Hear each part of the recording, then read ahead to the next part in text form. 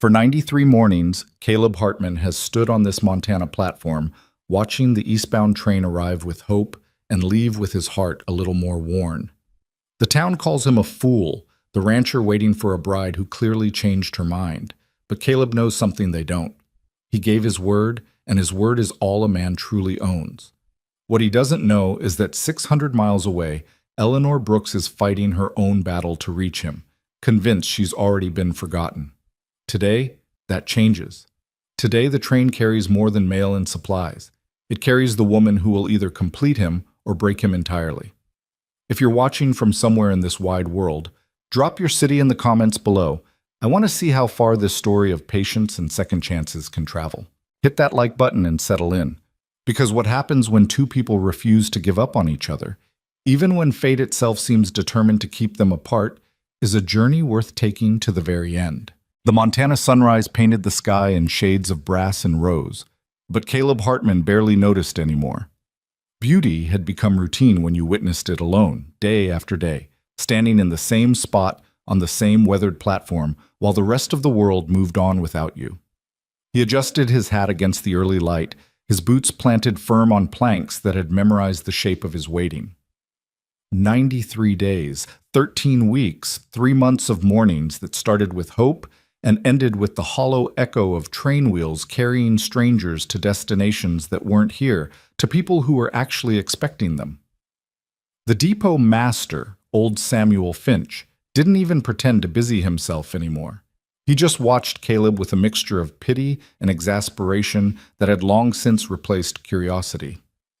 "Caleb," Samuel said, his voice carrying across the empty platform. "Son, I've been running this depot for 26 years. I've seen men wait for shipments, wait for relatives, wait for business partners. But I ain't never seen a man stand here every single morning for 3 months waiting for a woman who clearly ain't coming." Caleb's jaw tightened, but he didn't turn. His eyes remained fixed on the eastern horizon, where the tracks disappeared into possibility. "She'll come." "How do you know?" "Because I sent money for passage. Because we had an agreement. Because—" He stopped, the words catching somewhere between certainty and the creeping doubt he refused to acknowledge even to himself. "Because she said she would."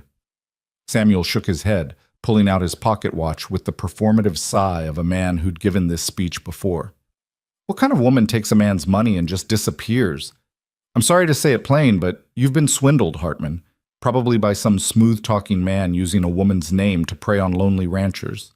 Happens more than you'd think." Eleanor Brooks is real. Caleb's voice carried an edge now. Her letters were real. The photograph was real. Letters can be written by anyone. Photographs can come from anywhere. Samuel's tone softened, but the words still cut. "I know you don't want to hear this, but the whole town's talking. They think you're—" "I know what they think." Caleb finally turned, and Samuel caught his breath at the look in those eyes.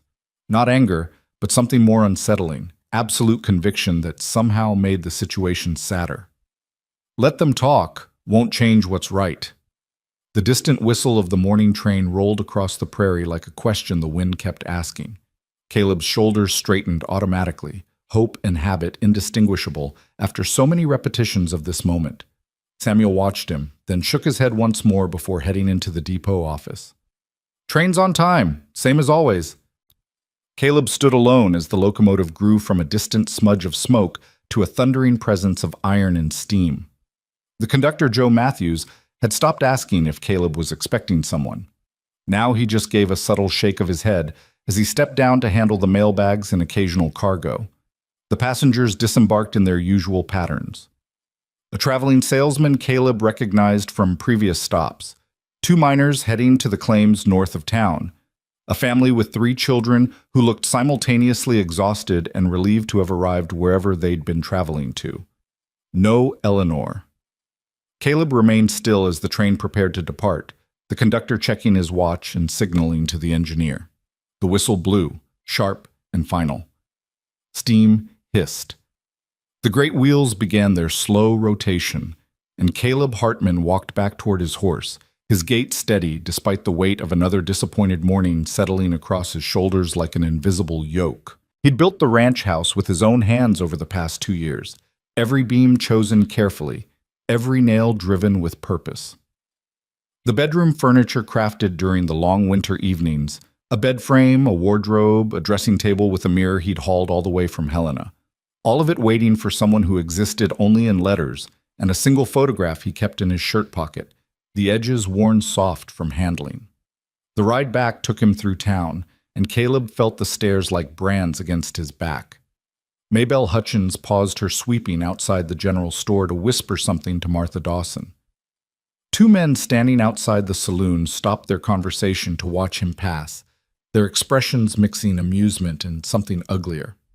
"Still waiting on that mail-order bride, Hartman?" one called out, emboldened by whiskey and audience. Caleb didn't respond, didn't even acknowledge he'd heard. His father had taught him that some words didn't deserve the dignity of reply. But Thomas Brennan, the town's self-appointed moral authority, despite, or perhaps because of, his own spectacular failure at marriage, stepped directly into Caleb's path. "Hartman, a word." Caleb reined in his horse, waiting. Brennan's face held the particular smugness of a man who believed his unsolicited advice was actually wisdom. "I'm speaking as someone who cares about this town's reputation, this daily spectacle of yours. It's becoming embarrassing. You're making yourself a joke, and by extension, making all of us look like fools for tolerating it. How I spend my mornings is my concern, not yours. When you're standing on public property making yourself a spectacle, it becomes everyone's concern." Brennan crossed his arms. "The woman took your money and disappeared. Accept it. Move on. Find yourself a decent local girl instead of importing some stranger who clearly wanted nothing to do with Montana or you." Caleb's hands tightened on the reins, his horse sensing the tension and shifting restlessly. "Eleanor Brooks agreed to come here as my wife. I gave my word I'd be waiting when she arrived. Until I know for certain she's not coming, I'll keep that word. Whether you or anyone else approves is irrelevant. Your word to a woman who's proven herself untrustworthy? That's not honor, Hartman. That's foolishness." "Maybe." Caleb met his eyes steadily. "But it's my foolishness to live with. Now, if you'll excuse me." He guided his horse around Brennan, ignoring the man's continued commentary about wasted potential and the dangers of blind faith. The words followed him down the street but lost power with distance, becoming just more noise in a town that had never quite known what to make of Caleb Hartman anyway. His ranch sat 5 miles outside town, a sprawling property his father had claimed and his mother had civilized before fever took them both when Caleb was 19. That was 12 years ago, and in the time since, he'd built it into one of the most productive cattle operations in the territory. He'd done it alone, with nothing but determination and the bone-deep belief that a man's worth was measured by his ability to keep his promises, even when, especially when, keeping them was hard.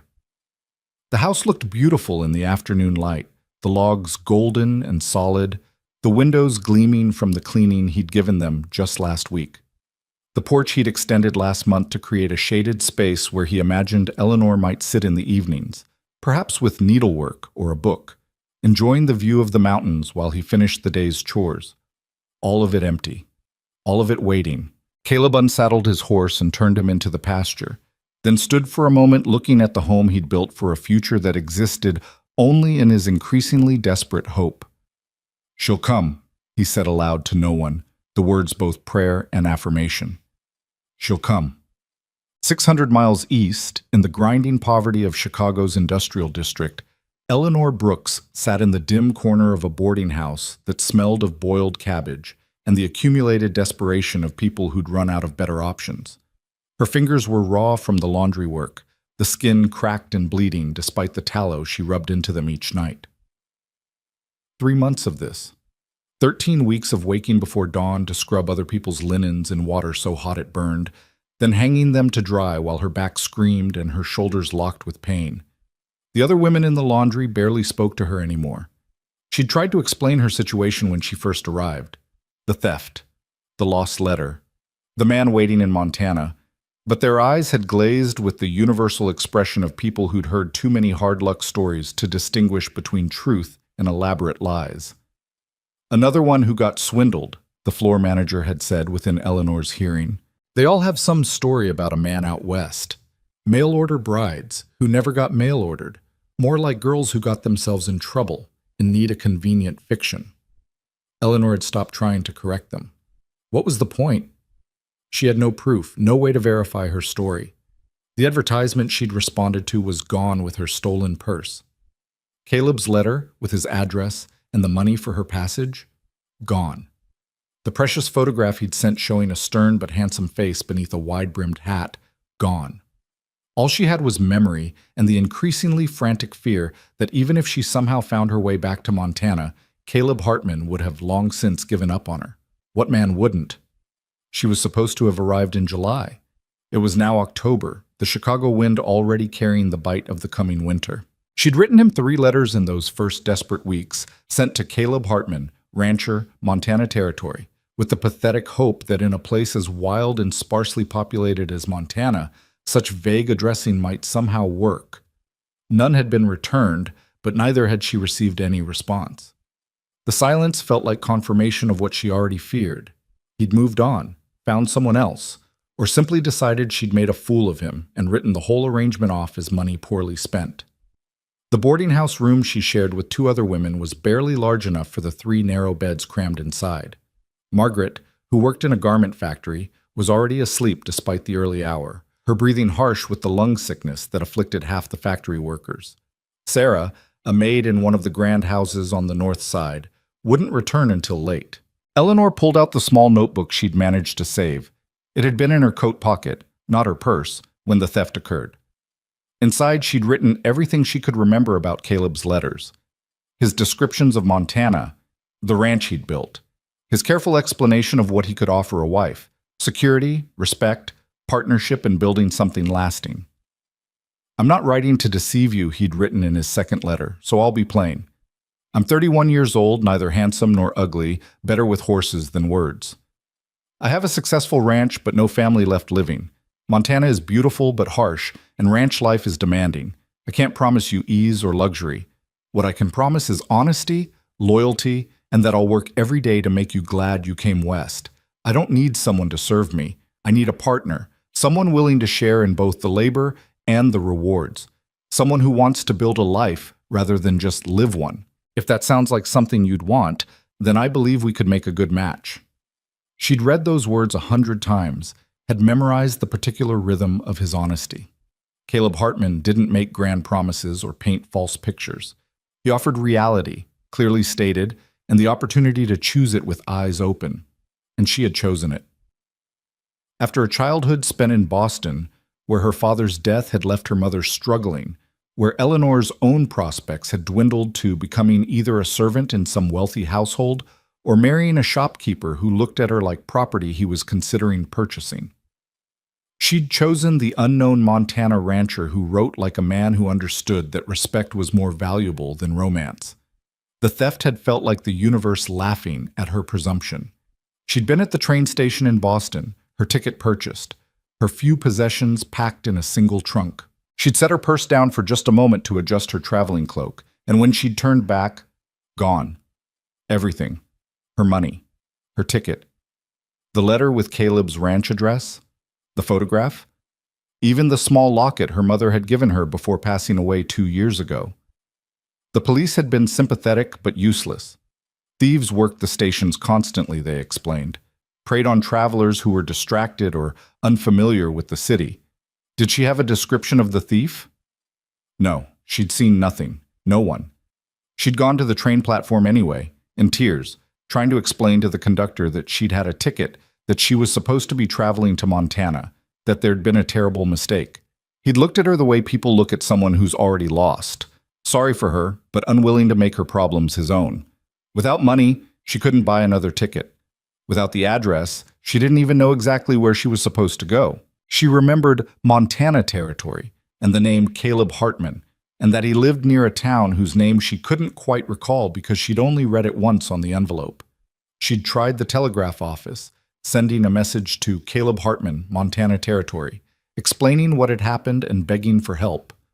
The operator had taken her last few coins and promised to do his best, but his expression had told her the truth. Such vague addressing almost never reached its destination in a territory as vast as Montana. After that, survival became the only goal. The boarding house that took her in had required payment in advance, and when she couldn't provide it, the landlady had offered her the laundry work. Backbreaking, endless, barely enough to keep her fed and sheltered, but alive. Still alive, when she might easily have ended up in circumstances far worse. Eleanor closed the notebook now and tucked it back into her coat. Outside the small window, Chicago sprawled in every direction, a city of steel and smoke where people could disappear entirely, where dreams came to suffocate in the industrial haze. But she hadn't stopped thinking about Montana, about wide skies and clean air, about a man named Caleb who wrote with careful honesty and built houses with his own hands, about the life she'd chosen and lost before even beginning it. 3 months of scrubbing laundry hadn't killed her hope entirely. It had just worn it down to something smaller, harder, more desperate. The kind of hope that felt like hunger, that drove you forward not because you believed things would work out, but because the alternative was lying down and never getting up. Tomorrow she'd return to the laundry. Next week, and the week after. Saving every penny she could beyond the boarding house payment. Eventually, she didn't know when, couldn't predict how long it might take. She'd have enough for a train ticket west. And then she'd find out if Caleb Hartman was still waiting or if she was chasing a ghost of a future that had died when her purse was stolen in a Boston train station. Back in Montana, October brought the first hard frost. Caleb woke before dawn as always, the ritual unchanged despite the changing seasons. He dressed in the dark, pulled on his coat against the morning cold, and rode toward town with the stars still bright overhead. The platform was empty when he arrived, the depot not yet open. He'd started coming earlier as the weeks progressed, as if arriving sooner might somehow make Eleanor appear faster. Logic had little to do with it anymore. This was routine, and routine was all that kept the doubt from consuming him entirely.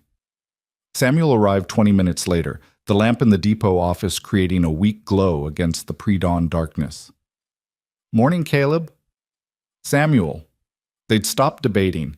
Now they just existed in parallel. Samuel preparing the depot for the day's business, Caleb standing on the platform watching east. 2 men engaged in different forms of ritual, neither quite understanding the other, but having reached a kind of exhausted peace about it. The train arrived exactly on schedule, as it had for 93 previous mornings. The conductor descended, his movements efficient and bored. The passengers emerged and Caleb's eyes scanned each face with the same intensity as the first day, refusing to let repetition dull his attention. An older couple, a businessman with an expensive coat, 2 cowboys heading to ranch work, a woman with a baby. His heart jumped before recognition caught up. Not Eleanor. Similar height maybe, similar traveling clothes, but the face was wrong, the bearing different. The conductor called all aboard for continuing passengers. The train began its departure. Caleb stood watching until it disappeared, the smoke trail the last evidence of its passage. "Tomorrow," he said quietly, the word both promise and plea. But as he rode back toward the ranch, something felt different. The doubt he'd been holding at bay crept closer, whispering questions he'd refused to entertain. What if Samuel was right? What if Eleanor had never intended to come? What if the whole thing had been a cruel scheme to separate a lonely rancher from his money? He'd paid for her passage. $60 he'd saved over 2 years. That money was gone whether she arrived or not. But the house he'd prepared, the furniture he'd built, the future he'd imagined, those couldn't be reclaimed or repurposed. They existed as monuments to either faith or foolishness, and the line between the two was becoming increasingly difficult to distinguish. His nearest neighbor, Marcus Webb, was riding the property line when Caleb passed. Marcus raised a hand in greeting, then turned his horse to approach. "Caleb, got a minute?" They met in the middle distance between their lands, 2 men who respected each other enough to be honest. "You're looking worn thin," Marcus said without preamble. "This business with the mail-order bride, I know it's not my concern, but as your neighbor and someone who considers you a friend, I'm worried." "I appreciate that, Marcus, but I'm fine." "You're not fine. You're riding yourself into the ground for a woman who might not exist." Marcus held up a hand when Caleb stiffened. "I'm not saying she was fake. I'm saying that even if she was real, even if she meant to come, 3 months is long enough to know something went wrong. Maybe she changed her mind. Maybe she met someone else. Maybe she got sick or had family troubles or any of 100 things that could prevent her from making the trip. Then she would have written to explain. Would she? If she was ashamed? If she thought you'd be angry? If she was in circumstances that made writing impossible? Marcus's voice carried the gentle insistence of someone trying to reach through layers of denial. At some point, Caleb, you have to accept that whatever her reasons, she's not coming. You have to move forward. I gave my word I'd wait. You've waited. 3 months is more than any reasonable person would expect. You've kept your promise. Now it's time to release yourself from it. Caleb looked at his neighbor, a good man offering sensible advice, and felt the yawning gap between what was reasonable and what he knew in his bones to be right. I can't explain it in a way that'll make sense to you or anyone else, he said finally, but I know she's real. I know she intended to come.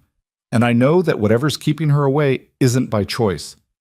So I'll keep waiting until I have proof otherwise, because that's what a promise means. It means you keep it even when, especially when, it's hard. Marcus studied him for a long moment, then sighed. All right. But if you ever need help with the ranch, with anything, you just ask. Understood? Understood. Thank you, Marcus. They parted ways, and Caleb continued toward home, carrying the weight of another well-meaning conversation that changed nothing. He understood what he looked like to the rest of the world. He understood their concern was genuine, but understanding their perspective didn't alter his own certainty. That night, alone in the house that echoed with emptiness, Caleb pulled out Eleanor's photograph for the 100th time. The image showed a woman with dark hair pulled back simply, a face that was more interesting than classically beautiful, and eyes that looked directly at the camera with something that might have been nervousness or determination or both. She'd sent it with her third letter, along with an apology for the quality of the photograph and a self-deprecating comment about how she hoped the reality wouldn't be too disappointing compared to the image. He'd written back immediately, "The photograph shows an honest face, which is all I hoped for. I'm more interested in your character than your appearance, and your letters have already told me more about the former than any image could convey about the latter." Had she received that letter? He didn't know. Their correspondence had been brief. 6 letters from her, 7 from him, covering a span of 3 months before the arrangement was finalized, and he'd sent the passage money. Enough to establish that they both wanted similar things from life. Enough to suggest compatibility without guaranteeing it. Enough to convince Caleb that Eleanor Brooks was worth waiting for, even when waiting made him the town fool.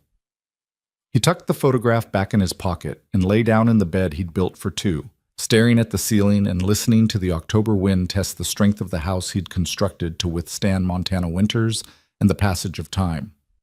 Tomorrow, he'd ride to the depot again, and the day after that, and every day after until either Eleanor arrived or the train stopped running, or his heart finally accepted what his mind still refused to believe, that some promises, no matter how sincerely kept, are broken by circumstances beyond anyone's control.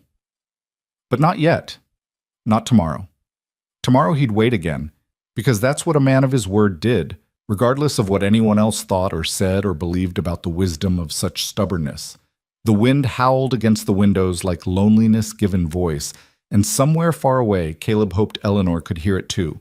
Hoped she knew that someone was still waiting, still believing, still holding space for a future that existed only in possibility and faith. The night stretched long and cold, but morning would come as it always did, bringing another chance for hope to be rewarded, or another test of how much disappointment a human heart could endure before it finally hardened into something resembling acceptance. Caleb chose to believe in the former while preparing himself for the latter, because that's what waiting required: equal measures of optimism and resilience, hope and endurance, faith and the strength to survive if that faith proved misplaced. And in Chicago, Eleanor fell asleep with her notebook clutched to her chest like a talisman, dreaming of mountains she'd never seen and a man whose face she could barely remember, but whose words had promised her a life worth fighting to reach, no matter how long the journey or how impossible the odds. 2 people separated by distance and circumstance, both believing in something that couldn't be verified or proven, both choosing faith over fear, both waiting for a future that existed only if they both kept believing it could. The question wasn't whether they'd find each other. The question was whether they'd find each other before hope finally exhausted itself, and resignation took its place, turning possibility into just another story about what might have been if fate had been kinder and fortune less cruel. The first snow came early that year, dusting the Montana landscape with white that made the world look clean and new, even as it signaled the approaching harshness of winter. Caleb stood on the platform as he had for 107 mornings now, watching his breath form clouds in the frigid air, while Samuel Finch prepared the depot with movement slowed by cold and the weight of watching a man slowly break himself against the rock of impossible hope. The train was late. Only by 15 minutes, but enough to make Caleb's already taut nerves stretch tighter. Weather delays happened frequently as winter approached, but routine had become his anchor, and any deviation from it felt like the world tilting further off its axis. When the train finally appeared through the light snow, Caleb's heart performed its usual painful acceleration, hope and dread mixing until he couldn't distinguish between them anymore. The locomotive slowed, steam hissing into the cold morning air, and the conductor descended with snow dusting his shoulders. "Cold one today, Hartman," Joe Matthews said, his tone almost gentle. The conductor had long since stopped treating Caleb's presence as anything unusual. Now it was just part of the depot landscape, like the wooden benches or the freight office. "That it is." 3 passengers emerged, a fur trader Caleb recognized from previous stops, an elderly man who looked half frozen from the journey, and a woman in a dark traveling cloak, her face obscured by the hood pulled tight against the cold. Caleb's breath caught. The height was right. The build matched what he remembered from the photograph. She descended carefully, clearly stiff from long hours of travel, and set a small carpet bag on the platform while she adjusted her cloak against the wind. His feet moved before his mind fully processed the action, carrying him toward her with steps that felt both too fast and agonizingly slow. "Eleanor?" The woman turned, and Caleb's hope shattered against the unfamiliar face that looked at him with polite confusion. "I'm sorry," she said, her accent marking her as someone from further south. "You've mistaken me for someone else." "My apologies, ma'am." The words came automatically while disappointment settled over him like the snow, cold, inevitable, accumulating into something that would eventually become impossible to move through. He stepped back, and the woman moved past him toward the depot office where her husband was apparently waiting. Their reunion was brief, practical, the kind of greeting between people who'd been married long enough that affection didn't require demonstration. The train prepared for departure. Samuel emerged from the office, saw Caleb's face, and had the grace not to comment. They stood together in silence as the locomotive pulled away, its whistle seeming to mock the stillness it left behind. "Caleb, don't." He said it quietly, but with enough firmness that Samuel closed his mouth. There were no words that would help, and they both knew it. The ride back to the ranch took him past the church where Reverend Taylor was clearing snow from the front steps. The Reverend raised a hand in greeting, and Caleb returned the gesture but didn't stop. He'd attended services regularly until about 6 weeks ago, when the Reverend's sermon had touched on the virtues of accepting God's will and moving forward from disappointment. The message had been general enough to apply to anyone, but Caleb had felt every eye in the congregation turn toward him, and he'd stopped attending after that. He didn't need sermons about acceptance. He needed Eleanor to arrive, or he needed proof that she never would. Everything between those two outcomes was just noise. Marcus Webb was waiting at the ranch when Caleb returned, his horse tied outside, and the man himself standing on the porch, looking uncomfortable. "Marcus." "Caleb, hope you don't mind me waiting. I wanted to talk to you about something, and I figured catching you here was better than riding to town." They went inside, and Caleb put coffee on the stove more from habit than desire. The house was clean. He maintained it obsessively, keeping everything ready, as if Eleanor might arrive at any moment, but the cleanliness only emphasized its emptiness. "I'll be direct," Marcus said once they were seated with cups of coffee neither of them particularly wanted. "There's a woman in Helena, widow name of Catherine Morris, lost her husband to a mining accident 2 years back, has been running his claim by herself since. She's looking to sell, move somewhere less isolated. I met her when I was up there last month settling some business, and we got to talking." Caleb said nothing, just waited. "She's a good woman, Caleb," Practical, hardworking, not looking for romance or pretty words. She needs a partner to help work the claim until she can sell it. And after that, well, she mentioned she wouldn't be opposed to staying in Montana if the right situation presented itself. I appreciate you thinking of me, Marcus, but just hear me out. Marcus leaned forward, his expression earnest. I know you've got your heart set on this Eleanor woman, but it's been nearly 4 months. 4 months, Caleb. Even if something went wrong, even if she was delayed, she could have written by now. The silence itself is an answer. Or it means she's in circumstances that prevent her from writing. For 4 months? Marcus shook his head. What kind of circumstances could keep someone from sending a single letter for that long? If she wanted to come, if she still intended to honor the arrangement, she'd have found a way to communicate. The fact that she hasn't tells you everything you need to know. Caleb stood, walking to the window that looked out over the land he'd built into something worth sharing. Catherine Morris sounds like a fine woman, and I hope she finds what she's looking for. But I made a commitment to Eleanor Brooks, and I intend to honor it. Even if she's already broken hers? I don't know that she has. And until I do, I won't act as if she did. Marcus rose, frustration evident in the set of his shoulders. This isn't honor, Caleb. This is stubbornness wearing honor's clothes. There's a difference between being a man of your word and being a fool, and you're crossing that line. Maybe I am. Caleb turned from the window. But it's a line I'll cross on my own terms, not because the town decided I've waited long enough, or because a good woman in Helena needs a husband. Eleanor deserves my faith until I have concrete reason to withdraw it. And what would count as concrete reason? How long will you wait? Until spring? Until next year? Until you're too old to build the family you clearly want? The question hung in the air between them, sharp and legitimate and impossible to answer. I don't know, Caleb admitted, but I'll know it when it comes. I'll feel the difference between hope and delusion. And when that moment arrives, I'll accept reality. But we're not there yet. Marcus studied him for a long moment, then sighed. All right, I've said my piece, but the offer stands. If you change your mind, let me know and I'll arrange an introduction. After Marcus left, Caleb stood in the empty house, listening to the silence that had become his constant companion. The furniture he'd built sat unused. The bed remained made with sheets that had never been slept on. The kitchen table could seat 6, but only ever held 1 plate, 1 cup, 1 man eating alone while the Montana wind reminded him of everything he'd built that remained empty. He pulled out Eleanor's letters, the paper worn soft from repeated reading. Her handwriting was neat but unpracticed, the letters of someone who wrote because it was necessary rather than because she enjoyed it. But the content was what mattered. Her honesty about her circumstances, her realistic expectations about ranch life, her genuine desire for partnership rather than rescue.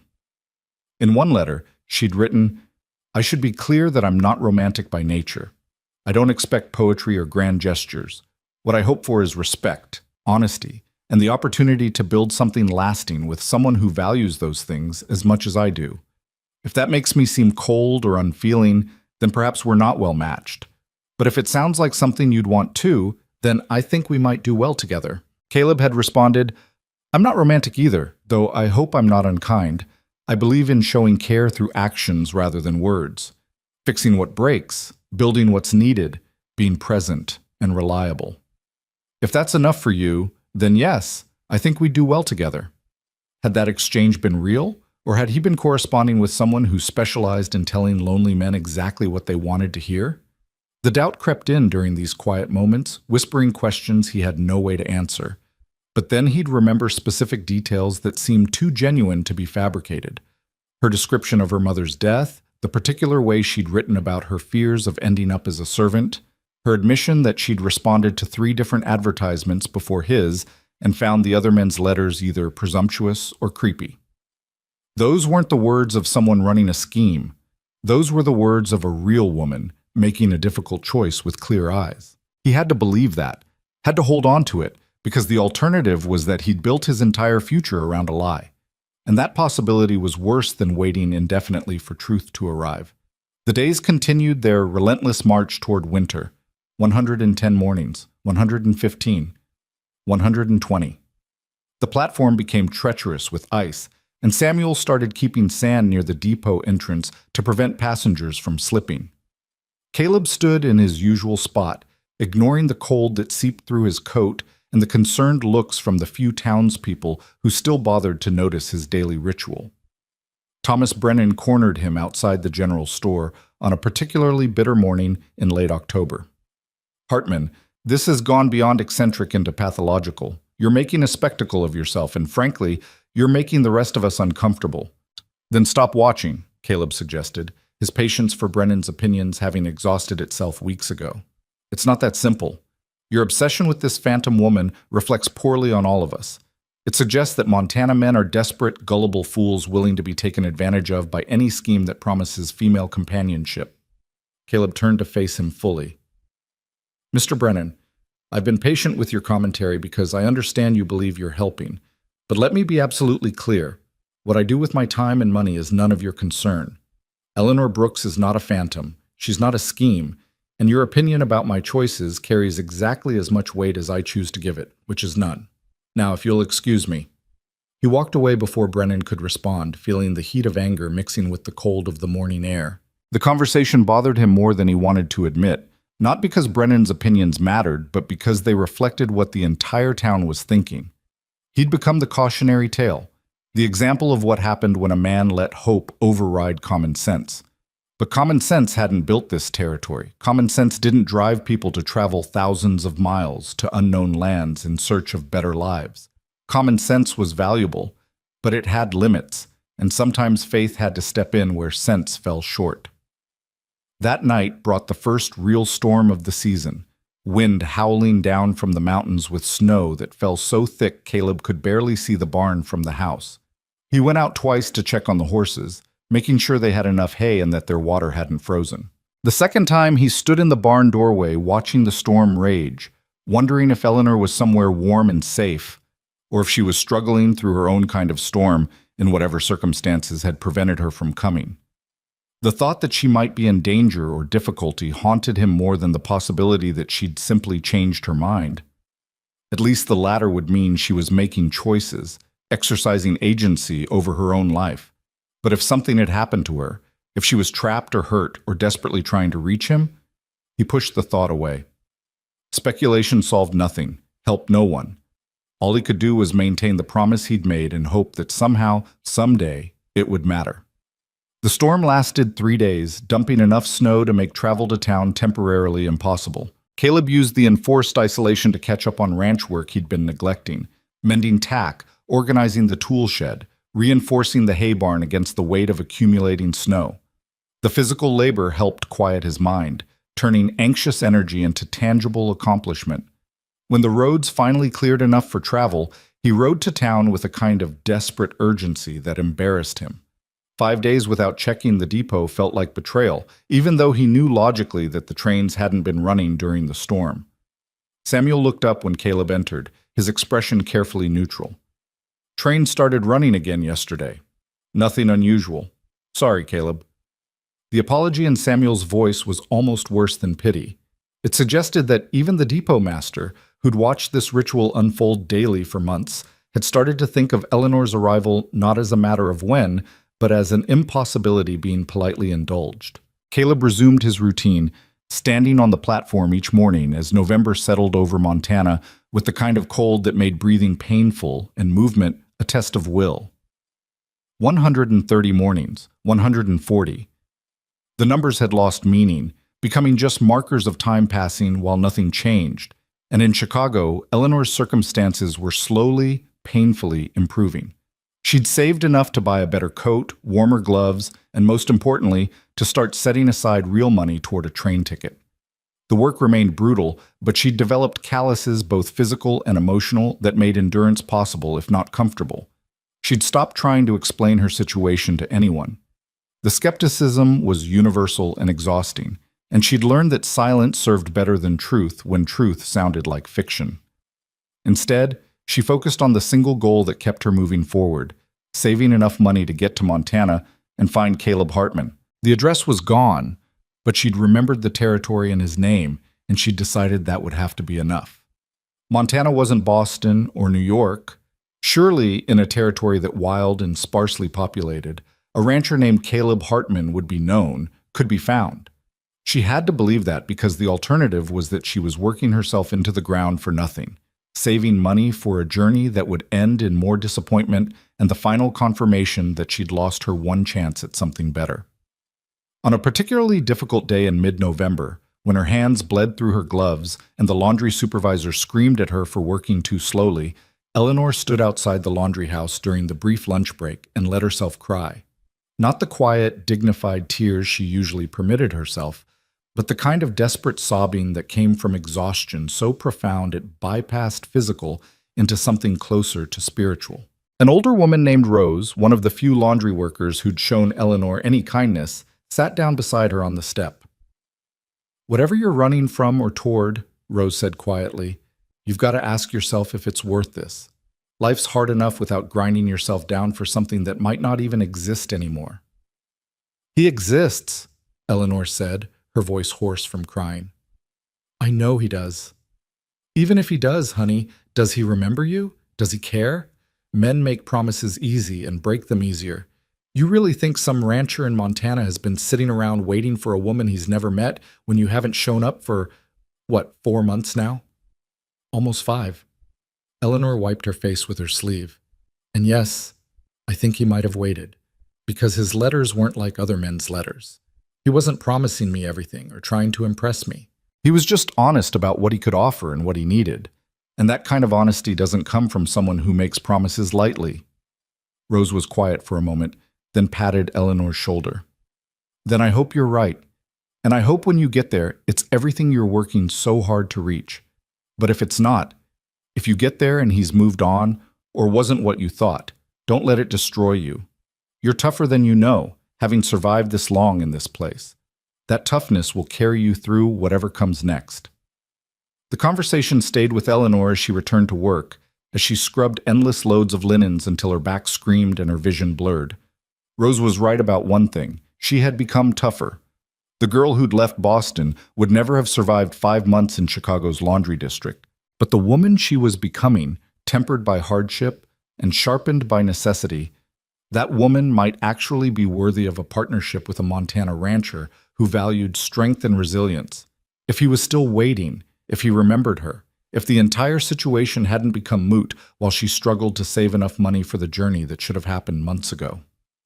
Back in Montana, Caleb stood on the platform on the 147th morning, watching the November sun rise over a landscape made harsh and beautiful by early winter. The train arrived on schedule, and he watched the passengers with the same attention he'd given them for nearly 5 months now. No Eleanor. But as he turned to leave, Samuel called out to him. "Caleb, wait a moment." He approached the depot office where Samuel stood holding an envelope. "This came on yesterday's train, but you'd already left by the time I processed the mail. It's addressed to you." Caleb took the envelope, his heart hammering. The return address showed Chicago, but the handwriting was unfamiliar. Not Eleanor's careful script, but something rushed and barely legible. He opened it standing right there, unwilling to wait until privacy. The letter was brief, written by someone named Rose Murphy, who identified herself as a laundry worker. She explained that she'd met a young woman named Eleanor Brooks, who claimed to be trying to reach a rancher named Caleb Hartman in Montana Territory. Eleanor had lost everything in a theft and was working to save money for passage, but Rose thought someone should let Mr. Hartman know that the woman he might be expecting was alive, was still trying to reach him, but had encountered circumstances beyond her control. The letter ended. "She speaks of you like a man who keeps his promises. I hope she's right about that, and that this letter reaches you. She's been through enough without arriving to find you've given up on her." Caleb read the letter 3 times, his hands shaking. "Good news?" Samuel asked quietly. "She's alive. She's in Chicago. She's been trying to reach me." The words came out unsteady, relief and vindication and renewed worry all fighting for dominance. "She was robbed, lost everything, including my address. She's been working to save money for another ticket." Samuel's expression shifted from wary pity to something approaching wonder. All this time, she was actually trying to get here. "Yes." Caleb looked up from the letter. "I need to send a telegram to Chicago immediately, and I need to arrange for money to be sent to this address for her passage. The telegraph office opens in an hour, and Caleb—" Samuel paused, then smiled. "I'm glad I was wrong about her." So am I. The next hour was the longest of Caleb's life, worse even than the months of waiting, because now he knew Eleanor was real, was trying to reach him, and every minute of delay felt like a betrayal of that effort. When the telegraph office finally opened, he composed a message that took him 4 tries to get right. Eleanor Brooks, Chicago. Stop your letter received. Stop sending money for passage. Stop. I have been waiting. Stop will continue waiting. Stop. Caleb Hartman, Montana. He sent it to Rose Murphy's address with instructions that it should be delivered to Eleanor immediately, and he arranged for $60 to be wired, enough for her passage and some extra for food and necessities during the journey. Then he rode back to the ranch and started preparing in earnest, not with the hopeful uncertainty that had characterized his previous preparations, but with the concrete certainty that Eleanor Brooks was coming and he needed to be ready. The house needed more firewood stocked. The larder needed provisions that would last through winter. He needed to arrange for Marcus to check on his cattle during the time he'd be meeting trains, because now the waiting had changed character. Now it was anticipation rather than blind faith, certainty rather than stubborn hope. She was coming. Finally, after nearly 5 months of separation and struggle, Eleanor Brooks was coming to Montana, and Caleb Hartman would be there to meet her, exactly as he'd promised, his faith finally rewarded and his patience finally justified by the knowledge that some promises, no matter how tested, were kept by both parties, even when circumstances conspired to make keeping them nearly impossible. The telegram reached Eleanor on a Thursday afternoon in late November, delivered to the laundry house by a boy who looked annoyed at having to navigate the industrial district's muddy streets. Rose signed for it and brought it to Eleanor during the brief respite between washing and hanging, her expression unreadable. "This came for you, from Montana." Eleanor's hands were still wet, red and raw from the scalding water, but she took the telegram with fingers that trembled so badly she could barely unfold the paper. The words blurred, and she had to blink several times before they came into focus. He'd been waiting. All this time, Caleb Hartman had been waiting. The paper crumpled slightly in her grip as the full weight of those words settled over her. 5 months of believing she'd been forgotten, that her failure to arrive on time had released him from any obligation, that by now he'd surely moved on or decided she'd made a fool of him. 5 months of grinding poverty and backbreaking work, sustained only by the stubborn refusal to give up on something she'd chosen, even when it seemed that choice had been taken from her. And he'd been waiting. Every single day, he'd been waiting. "Eleanor?" Rose's voice came from somewhere distant, concerned. "Honey, you need to breathe." She realized she was crying, tears streaming down her face to mix with the laundry water still dripping from her sleeves. Not the desperate, exhausted crying of previous weeks, but something that felt closer to relief so profound it hurt. "He waited," she managed to say. "He's been waiting for me." Rose read over her shoulder, then let out a low whistle. "Well, I'll be damned. Maybe there are still good men left in this world after all." The money arrived the next day, $60 delivered to the telegraph office with Eleanor's name attached. She stood at the counter staring at the bills, more money than she'd held in her hand since the theft, enough to purchase passage and still have something left for food during the journey and the first few days in Montana. The ticket agent studied her with the jaded expression of someone who'd seen too many desperate people pass through his station. "You're sure about this? Montana's a hard place, especially in winter, and traveling alone. I'm sure." Eleanor counted out the money for a ticket, her hand steady now despite the enormousness of what she was doing. "When's the next westbound train?" "Day after tomorrow. Leaves at 6 in the morning. You'll need to change trains in Omaha, then again in Cheyenne. The full journey will take about a week, maybe longer if there are weather delays." A week. After 5 months of waiting and working and surviving, she'd be in Montana in a week. She paid for the ticket, took the precious paper that represented her escape from Chicago, and walked back to the boarding house feeling like she was moving through a dream. Rose had agreed to keep Eleanor's bed space open for one more night, a final kindness from the only person in this entire city who'd shown her genuine compassion. That evening, Eleanor packed her few possessions, the clothes she'd managed to acquire, the notebook with Caleb's letters transcribed from memory, the new coat and gloves she'd bought with her first real savings. Everything fit in a single carpet bag, a testament to how little she'd accumulated during her time in Chicago. Margaret, her consumptive roommate, watched the preparations with hollow eyes. "You're really leaving? First thing Saturday morning, to meet some man you've never actually met, who might not be anything like you're expecting." Eleanor folded her extra dress carefully. He might not be, but he kept his word for 5 months, even when everyone probably told him he was a fool. That tells me more about his character than any amount of time together could. Or it tells you he's desperate enough to wait for anyone willing to show up. Margaret's bitterness wasn't personal. It was the voice of someone who'd seen too many dreams collapse to trust in anyone else's. Men don't wait for women they don't know unless they can't get women who know them. Maybe Eleanor didn't have the energy to argue, but I'd rather take that chance than stay here scrubbing other people's laundry until my hands are permanently damaged and my back won't straighten. Sarah, the maid, came in late that evening and heard the news with more warmth than Margaret had shown. "I hope Montana's everything you've been working toward, and I hope this Caleb fellow deserves you, because any woman who survives 5 months in this hellhole has earned something better than disappointment." The next day, Eleanor's last full day in Chicago, she went to the laundry house to collect her final wages. The supervisor counted out the coins with unconcealed relief. Eleanor had never been fast enough, never quite met the standards expected, and her departure meant one less worker who needed constant supervision. Rose walked her out, their breath forming clouds in the November cold. "You'll write and let me know how it turns out?" Rose asked. "I've invested too much curiosity in your story to never know the ending." "I'll write," Eleanor promised. "And Rose, thank you.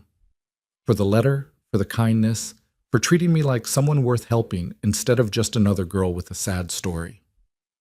"We're all just girls with sad stories until we find our way out of them."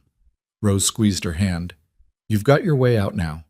Don't let fear or doubt talk you out of taking it." Eleanor spent her final night in Chicago awake, too anxious about missing the early train to risk sleeping through it. She left the boarding house in the pre-dawn darkness, with Margaret still asleep, and Sarah having already departed for her morning duties. The streets were nearly empty, just a few workers heading to early shifts and the occasional drunk stumbling home from a night of determined forgetting. The train station was chaos despite the early hour, porters shouting, passengers rushing, the massive locomotives breathing steam like sleeping dragons waiting to wake. Eleanor found her platform, showed her ticket to the conductor, and climbed aboard with her carpet bag clutched tight and her heart hammering against her ribs.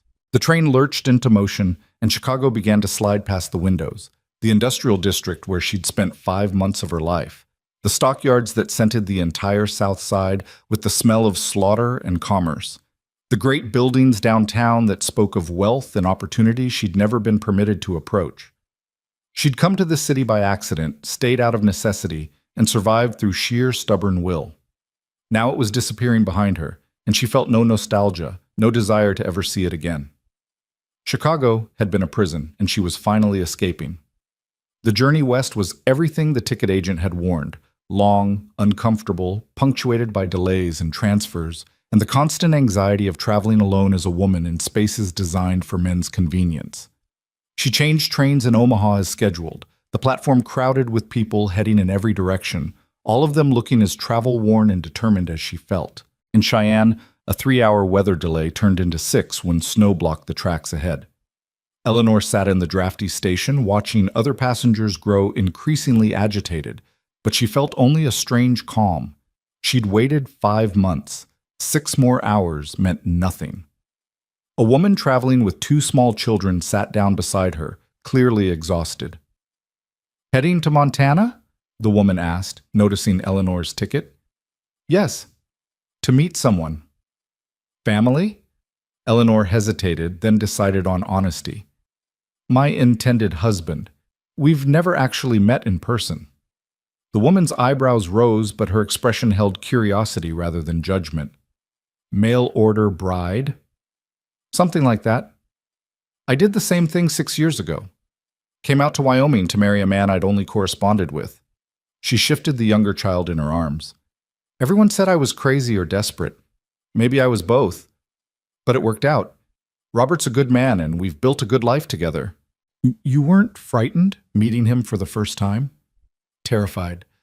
But I was more frightened of staying where I was, working in a factory for wages that barely kept me fed, knowing I'd end up either married to someone I didn't respect or alone until I was too old to have choices anymore. The woman smiled.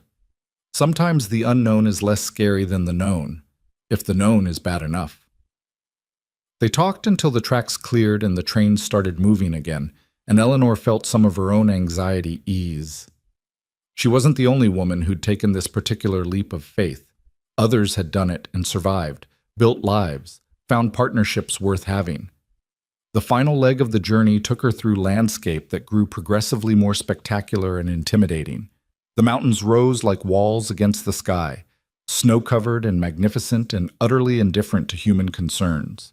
The towns grew smaller and farther between. The passengers thinned until Eleanor's car held only a handful of people, all of them looking like they belonged to this hard country in ways she couldn't yet imagine belonging. She slept fitfully, waking every few hours to check that her carpet bag was still secure, that the train was still moving west, that she hadn't somehow missed her stop. The conductor assured her he'd make certain she got off at the right station, his tone gentle in a way that suggested he'd guided plenty of nervous mail-order brides to their destinations. On the morning of the 8th day of travel, the conductor came through the car calling out stations. Next stop, 15 minutes, Hartman's Creek, Montana Territory. Eleanor's stomach dropped. She'd been so focused on the journey itself that she'd barely let herself think about the destination. In 15 minutes, she'd step off this train and meet Caleb Hartman for the first time. In 15 minutes, she'd discover whether the man who'd waited 5 months was someone she could actually build a life with, or whether she'd exchanged one form of hardship for another.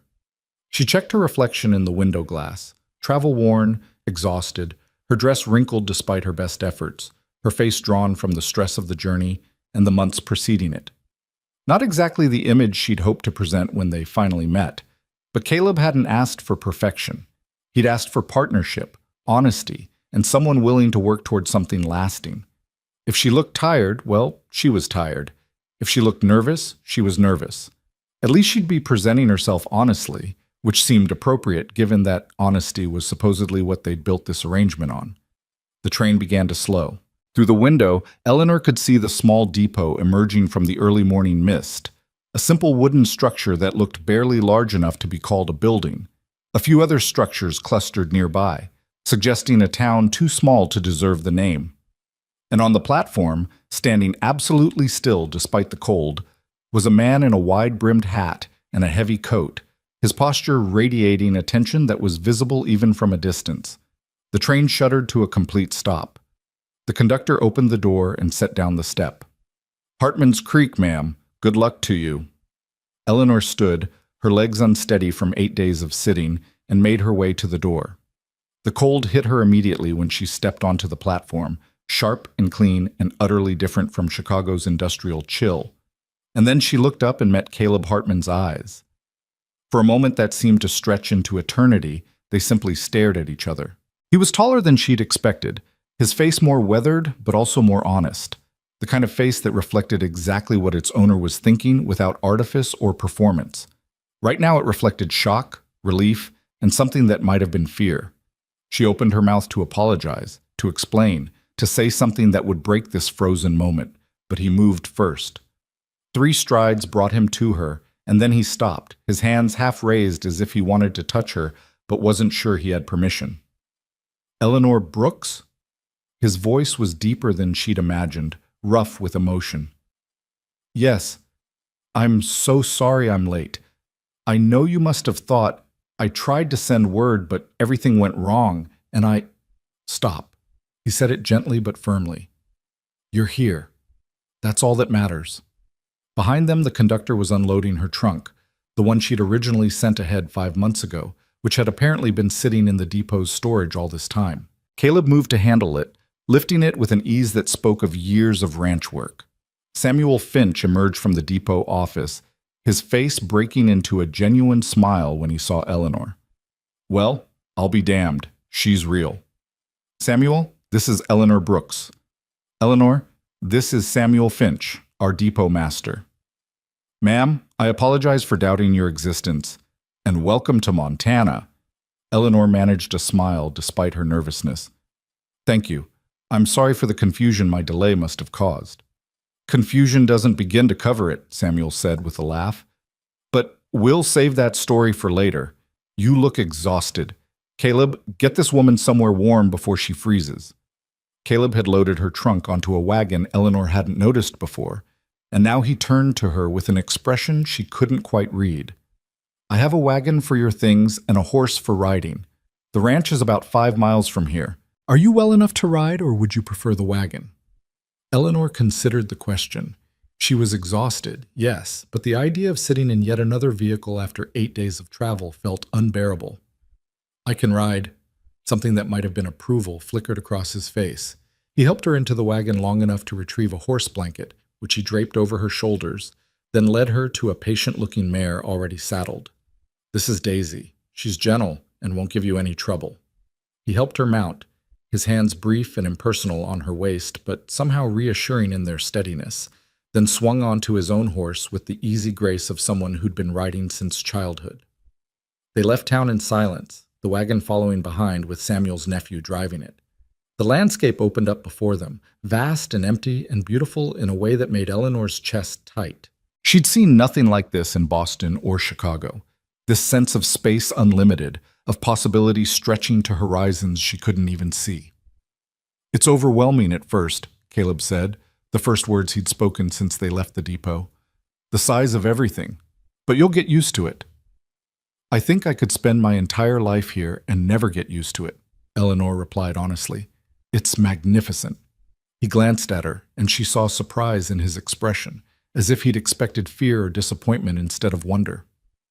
They rode in silence for another mile before Eleanor's curiosity overcame her nervousness. How long did you wait? At the depot? His jaw tightened almost imperceptibly. Every morning from the day you were supposed to arrive. 153 days. The number hit her like a physical blow. 153 mornings of standing on that platform, watching trains arrive and leave without her. 153 days of everyone in town thinking he was a fool. I'm so sorry. Don't apologize. You're here now. He paused, then added, Rose Murphy's letter explained what happened. The theft, Chicago, all of it. I sent you money for passage as soon as I received it. The money saved my life. I'd been working in a laundry, trying to save enough for a ticket, but it would have taken months longer. She pulled the blanket tighter against the cold. I kept thinking you must have given up on me, that by now you'd have found someone else, or decided the whole arrangement was a mistake. I gave my word. He said it simply, as if that explained everything. And perhaps it did. The ranch came into view as they crested a small rise, a house that looked solid and well built, a barn that spoke of careful maintenance, corrals, and outbuildings arranged with practical efficiency. Smoke rose from the chimney, suggesting he'd started a fire before leaving to meet the train. Caleb dismounted and helped Eleanor down, his hands again steady and impersonal. Up close, she could see the lines around his eyes, the weathering that came from years of outdoor work, the calluses on his palms that matched her own from the laundry work. I'll show you the house, he said. Your room is ready. My room? She'd expected, well, she wasn't sure what she'd expected, but a separate room seemed incongruous with the idea of coming here to marry. He met her eyes directly. We should talk before we make any permanent decisions. Inside, where it's warm. The house's interior was exactly what his letters had suggested. Clean, well-maintained, sparse, but comfortable. The furniture was clearly handmade, sturdy and functional without being crude. Everything spoke of care and attention to detail. He built up the fire while Eleanor stood uncertainly in the middle of the main room, still wrapped in the horse blanket, unsure what to do or say now that they'd finally arrived at this moment. Sit, Caleb said, gesturing to one of the chairs near the fire. I'll make coffee. He moved through the kitchen with the efficiency of someone long accustomed to managing for himself, and Eleanor watched him, trying to reconcile this real man with the image she'd built from letters and imagination.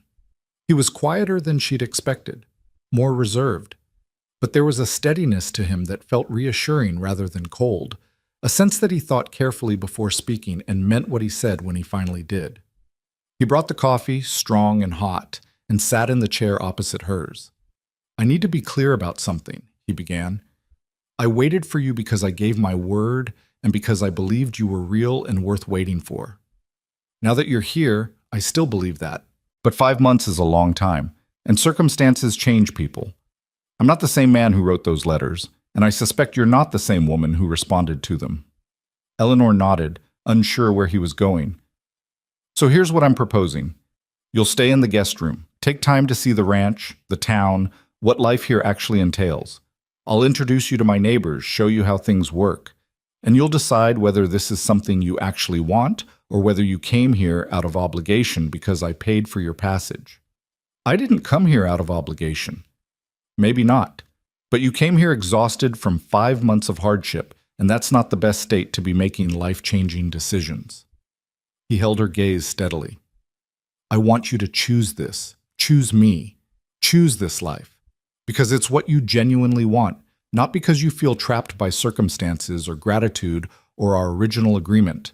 Eleanor set down her coffee cup, her hands trembling slightly. "And if I decide this isn't what I want, then I'll give you money to travel wherever you'd prefer to go, and we'll consider the arrangement ended without obligation on either side."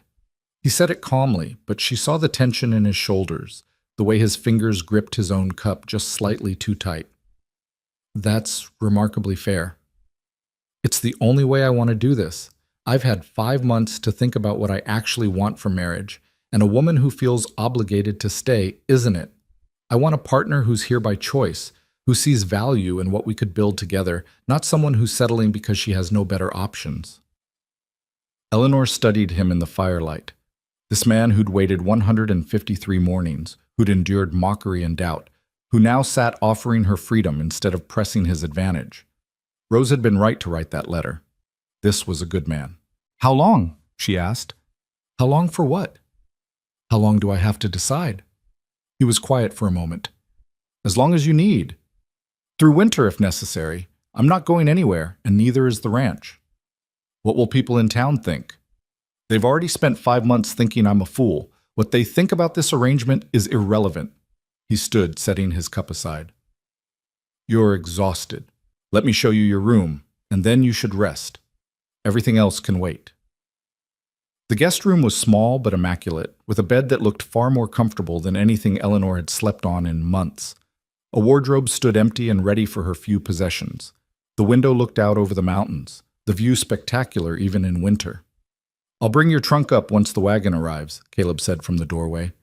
"There's water in the pitcher for washing, and extra blankets in the chest if you get cold. If you need anything, I'll be working in the barn."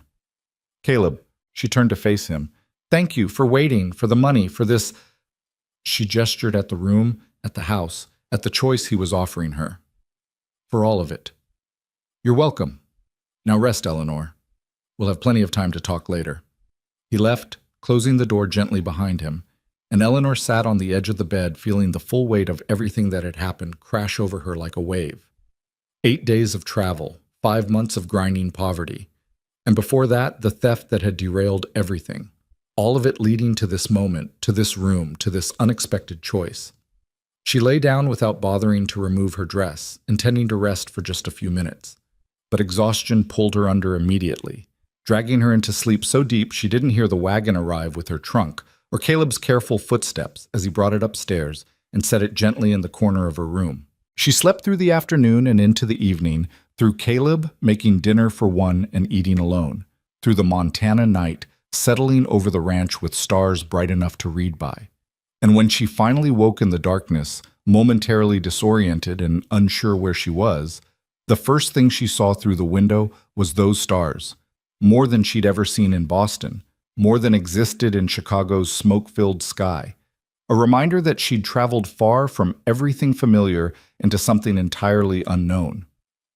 She was in Montana, in Caleb Hartman's house, with a choice ahead of her that felt both terrifying and somehow impossibly like the first real choice she'd been offered in years. Not a choice made from desperation or lack of options, but a genuine choice offered by a man who valued her agency enough to risk her choosing to leave. Tomorrow she'd face that choice with clear eyes and a rested mind. Tonight, She simply lay in the darkness of her new room, listening to the unfamiliar sounds of the Montana wind and wondering if courage was enough to build a life on, or if sometimes you needed faith too, faith that the man downstairs meant what he said, that honesty could be trusted, that choosing the unknown might lead somewhere better than the familiar ever had. Eleanor woke to the smell of coffee and the sound of someone moving quietly in the kitchen below. For a disoriented moment, she thought she was back in the Chicago boarding house, about to face another day of scalding water and endless laundry. Then the quality of the light through the window registered, clean and bright, unfiltered by industrial smoke, and memory rushed back. Montana. Caleb's ranch. The choice he'd offered her. She dressed quickly in the dim morning light, braiding her hair with hands that were steadier than they'd been in months. The house was warm despite the winter cold outside, evidence that Caleb had been up early tending the fire. When she descended the stairs, she found him at the kitchen table with a cup of coffee and what looked like account books spread before him. He looked up when she entered, his expression neutral but not unwelcoming. "There's coffee on the stove, and bread if you're hungry. I'm not much of a cook, but I can manage the basics." "Thank you." She poured herself coffee, the simple act feeling almost luxurious after months of gulping down whatever weak brew the boarding house provided. "What time is it?" "Just past 7. I've already fed the horses and checked the cattle. Winter mornings start early on a ranch." He closed the account book. "How did you sleep?" "Better than I have in months." She sat across from him, cradling the warm cup. "I don't think I've slept that deeply since before the theft." "You needed it." He studied her for a moment, and she had the sense he was seeing her properly for the first time. Not the exhausted woman who'd stepped off the train, but someone slightly more restored, closer to who she actually was. "I thought today I could show you around the ranch, if you're feeling up to it. Give you a sense of what the work actually involves." "I'd like that." They finished breakfast in comfortable silence, and then Caleb led her outside into a morning so cold and clear, it felt like breathing diamond dust. The mountains stood sharp against the sky, their peaks brilliant with snow. The air smelled of pine and wood smoke and livestock, utterly different from anything Eleanor had known in Boston or Chicago. "The ranch is about 1,500 acres, Caleb explained as they walked toward the barn. "Mostly cattle grazing, with some hayfields I harvest in summer. I've got about 200 head right now, which is manageable for one person during most of the year. During calving season in spring, I hire temporary help." He showed her the barn, neat and well-organized, the horses nickering greetings when they entered. She recognized Daisy from yesterday, along with 3 other horses and a massive draft animal Caleb identified as Thor. "Used him to help build the house," Caleb said, running a hand along Thor's neck with obvious affection. "He's getting old now, but he's earned his retirement." They walked the perimeter of the nearest pasture, Caleb pointing out landmarks and explaining the layout with the quiet competence of someone who knew every inch of his land. Eleanor listened, asked questions, and tried to imagine herself as part of this landscape rather than just a visitor passing through. "It's beautiful," she said finally, "but also lonely. How far to the nearest neighbor?" "Marcus Webb's ranch is about 3 miles west. Good man, been helpful since I started building this place." Caleb's tone suggested there was more to that story, but he didn't elaborate. "Town is 5 miles, which you saw yesterday.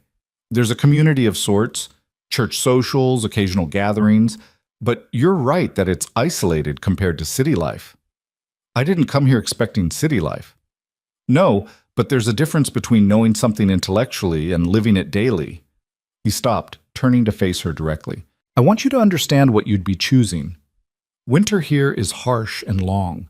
We can go weeks without seeing anyone beyond each other. The work is constant. There's always something that needs doing. And if something goes wrong, we handle it ourselves because help might be hours away."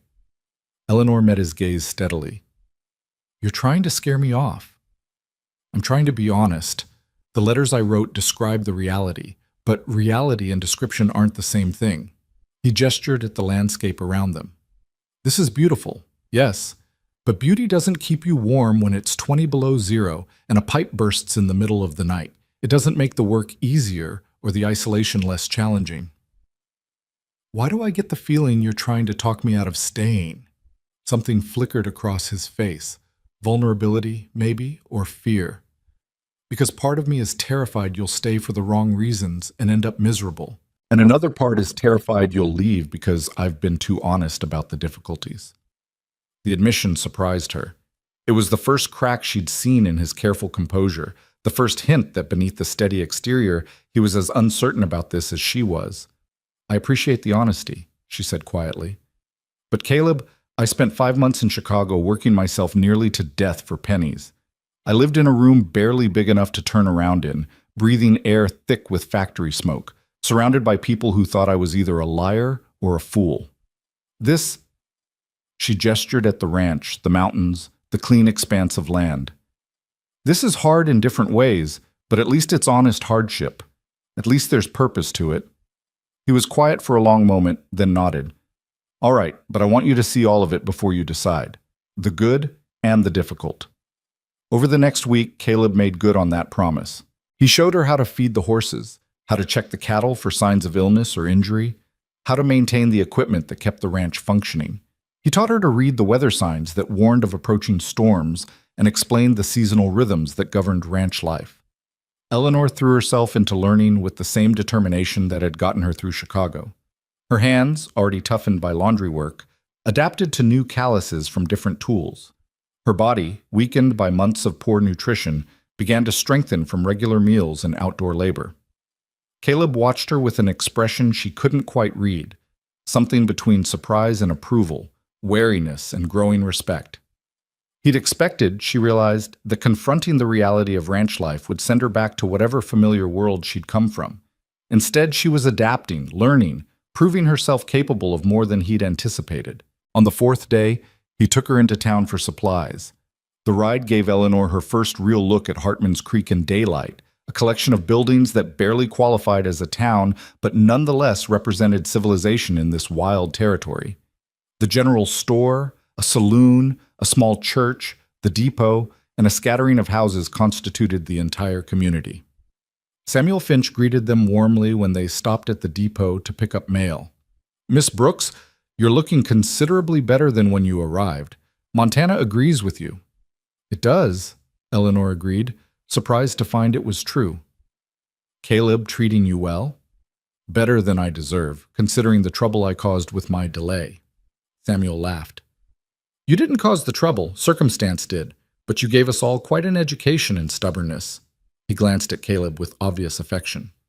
This man stood on that platform every morning for 5 months. Rain, snow, doesn't matter. Town thought he'd lost his mind.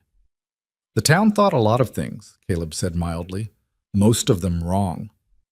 At the general store, Eleanor encountered her first taste of the community's curiosity. Maybelle Hutchins, the proprietor's wife, studied her with barely concealed interest. So, you're the famous mail-order bride. We'd started to think you were a fiction Caleb had invented to avoid the matchmaking efforts of certain persistent widows. Eleanor felt Caleb tense beside her, but kept her voice pleasant. I'm real enough, Mrs. Hutchins, though my arrival was considerably delayed by circumstances beyond my control. So we heard. Terrible business being robbed like that. Maybelle's sympathy seemed genuine beneath the curiosity. Well, you're here now, and I hope you'll find Montana to your liking. We're a small community, but a welcoming one, once you prove yourself trustworthy. The conditional nature of that welcome wasn't lost on Eleanor, but she simply nodded and helped Caleb gather the supplies they'd come for: flour, coffee, sugar, various staples that would carry them through winter. On the ride back, Caleb was quieter than usual. I'm sorry about Maybelle, he said finally. The town's been gossiping about us for months. I should have warned you it would be uncomfortable. I expected curiosity. I'm a stranger who disrupted the local entertainment by actually showing up. Eleanor shifted in the saddle, already more comfortable on horseback than she'd been days ago. Besides, I've dealt with worse than small-town gossip. Still, you shouldn't have to deal with it at all. They rode in silence for a while before Eleanor asked the question that had been nagging at her since the depot. Did you really wait every single morning? Even in storms? Even in storms. Why? After the first month, surely you must have started to doubt. Caleb was quiet for so long she thought he might not answer. When he finally spoke, his voice was careful, as if he was trying to explain something he didn't fully understand himself. My father used to say that a man's word is the only thing that's truly his. Everything else, land, money, possessions, can be taken or lost. But your word, your integrity, that's yours to keep or throw away. Once you throw it away, you can never really get it back. He paused. I'd given my word I'd be there when you arrived. Breaking that word, even for sensible reasons, felt like losing something essential about who I was. That's a heavy burden to carry. Maybe. But the alternative was becoming someone I didn't respect, and that seemed worse. Eleanor understood then why he'd offered her the choice to leave, why he refused to hold her to their original agreement despite having every right to do so. It wasn't just fairness or kindness, it was that same principle extended to her. He wanted her word, her choice, given freely rather than extracted through obligation or circumstance. The revelation shifted something in her chest, a recognition that maybe the man described in those careful letters was exactly who he'd claimed to be. Someone who valued integrity over advantage, honesty over comfort. That evening, after dinner, they sat by the fire and Eleanor asked about his family, the parents he'd mentioned in his letters, but never described in detail. They claimed this land 30 years ago, Caleb said, staring into the flames.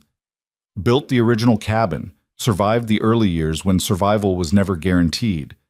My mother civilized the place, insisted on books, education, maintaining standards even when it would have been easier to let things get rough. My father taught me ranching, carpentry, how to read land and weather and animals. When did you lose them? Fever took them both when I was 19. Winter of 73, one of the hardest on record. They got sick within days of each other, and there was nothing the doctor could do even when we finally got him here through the snow. His voice remained steady, but Eleanor heard the old grief beneath it. I inherited the ranch and the responsibility of maintaining what they'd built. That's a lot to carry at 19. It was, but it gave me purpose, something to work toward. I spent the next 12 years building this place into something they'd be proud of.